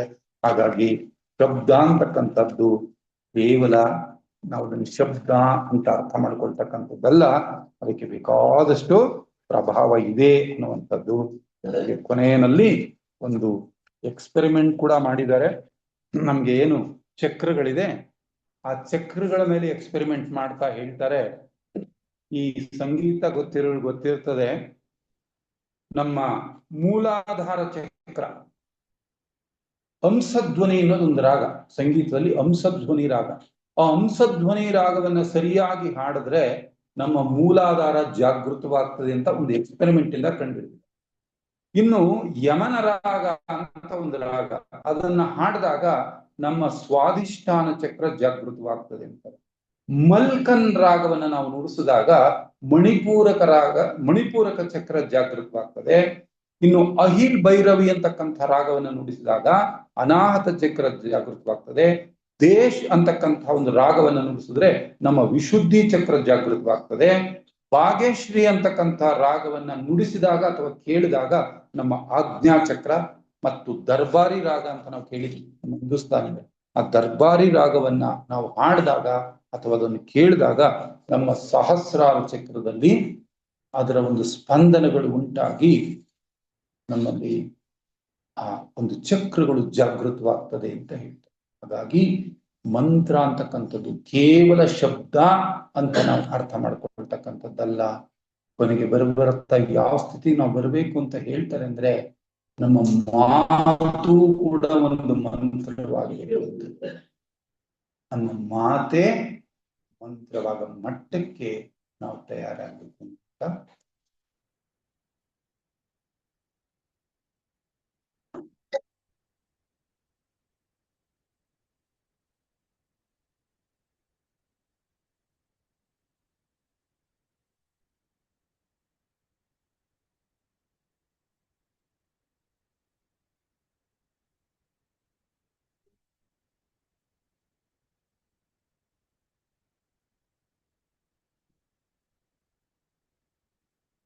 ಒಂದು ಸುಂದರವಾದ ಉಪನ್ಯಾಸವನ್ನ ಅವರು ನಿಮ್ಮ ಮುಂದಿಟ್ಟಿದ್ದಾರೆ. ಅವರು ಪ್ರಸ್ತಾಪಿಸಿದಂತಹ ವಿಚಾರ ಮತ್ತು ವಿಷಯ ಅತ್ಯವಶ್ಯಕವಾಗಿ ನಮಗೆ ಬೇಕಾಗಿರೋದು. ಕಾರಣ ಮಂತ್ರಗಳನ್ನ ನಾವು ಹಿಂದೂ ಮತದಲ್ಲಿ ಹೆಚ್ಚಾಗಿ ಬಳಸ್ತೇವೆ. ಆ ಮಂತ್ರಗಳ ಮೂಲಕ ದೇವರನ್ನ ಆರಾಧಿಸುತ್ತೇವೆ, ದೇವರನ್ನ ಪೂಜಿಸುತ್ತೇವೆ. ಸಮಸ್ಯೆ ಮಂತ್ರಗಳದಲ್ಲ. ನಮ್ಮ ಸಮಸ್ಯೆ ಎಲ್ಲಿಂದ ಗೊತ್ತಾ? ಆ ಮಂತ್ರಗಳನ್ನ ಸಹ ನಾವು ಯಾಂತ್ರಿಕವಾಗಿ ಉಚ್ಚರಿಸಿರುತ್ತೇವೆ. ಬಾಯಲ್ಲಿ ಮಂತ್ರ, ಮನಸ್ಸಲ್ಲಿ ತಂತ್ರ.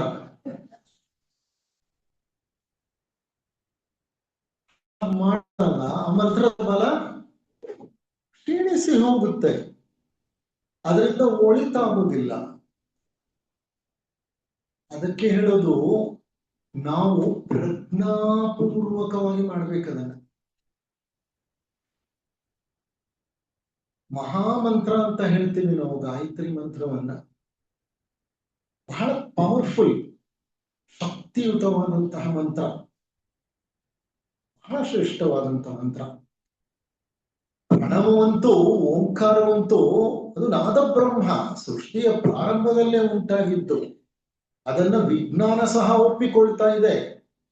ವಿಜ್ಞಾನದಲ್ಲಿ ಓಂಕಾರವನ್ನ ಕಾಸ್ಮಿಕ್ ಮೈಕ್ರೋವೇವ್ ಬ್ಯಾಕ್ಗ್ರೌಂಡ್ ರೇಡಿಯೇಷನ್ ಅಂತ ಹೇಳ್ತಾರೆ.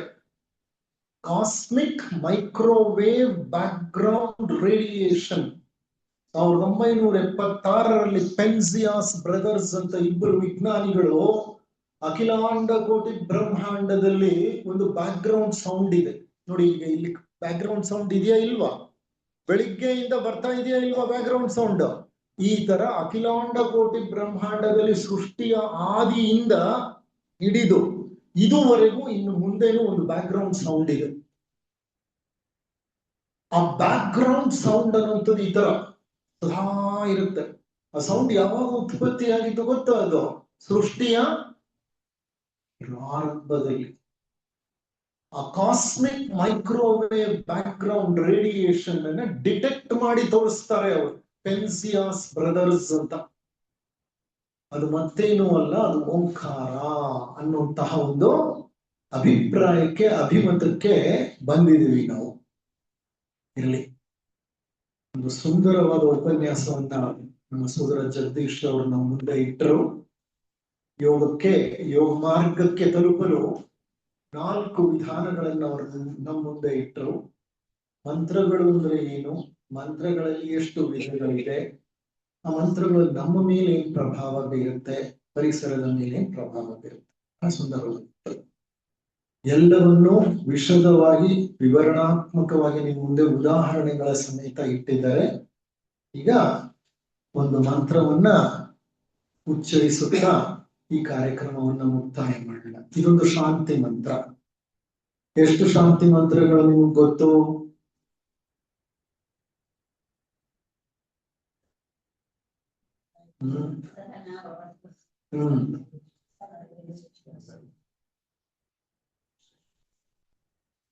ಹಲವಾರು ಶಾಂತಿ ಮಂತ್ರಗಳಿದೆ.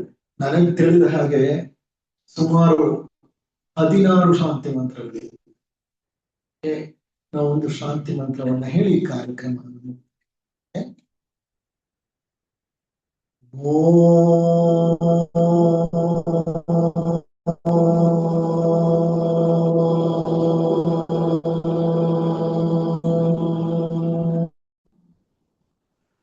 यो वै ब्रह्माणं विदधाति पूर्वम् यो वै वेदांश्च प्रहिणोति तस्मै त्वं हदेवमात्मबुद्धिप्रकाशम् मुमुक्षुर्वै शरणमहं प्रपद्ये। ओम शांति शांति शांति. ಶ್ವೇತಾಶ್ವತರ ಉಪನಿಷತ್ತಿನದು ಶರಣಾಗತಿಯನ್ನ ಭಗವಂತನಿಗೆ ಸೂಚಿಸುತ್ತಾ ನಾವು ಮಾಡುವಂತಹ ಒಂದು ಶಾಂತಿ ಮಂತ್ರಗಳ, ಪ್ರತಿದಿನ ಒಂದೊಂದು ಶಾಂತಿ ಮಂತ್ರವನ್ನ ಕಾರ್ಯಕ್ರಮದ ಕೊನೆಯಲ್ಲಿ ಉಚ್ಚರಿಸುತ್ತಾ ಹೋಗೋಣ. ಇವತ್ತು ಶ್ವೇತಾಶ್ವತರ ಉಪನಿಷತ್ತಿನ ಈ ಶಾಂತಿ ಮಂತ್ರವಾಯಿತು. ನಾಳೆ ಮತ್ತೊಂದು. ಇಲ್ಲಿಗೆ ಈಗ ಒಂದು ಬ್ರೇಕ್ ಇದೆ. ಸಾರಿ, ನಾಳೆ not a break, question and answer session ಇದೆ. 1-2-3 ಪ್ರಶ್ನೆಗಳನ್ನ ನೀವು ಕೇಳಬಹುದು. ನಂತರ ಧ್ಯಾನದ ಕಾರ್ಯಕ್ರಮವಿರುತ್ತೆ.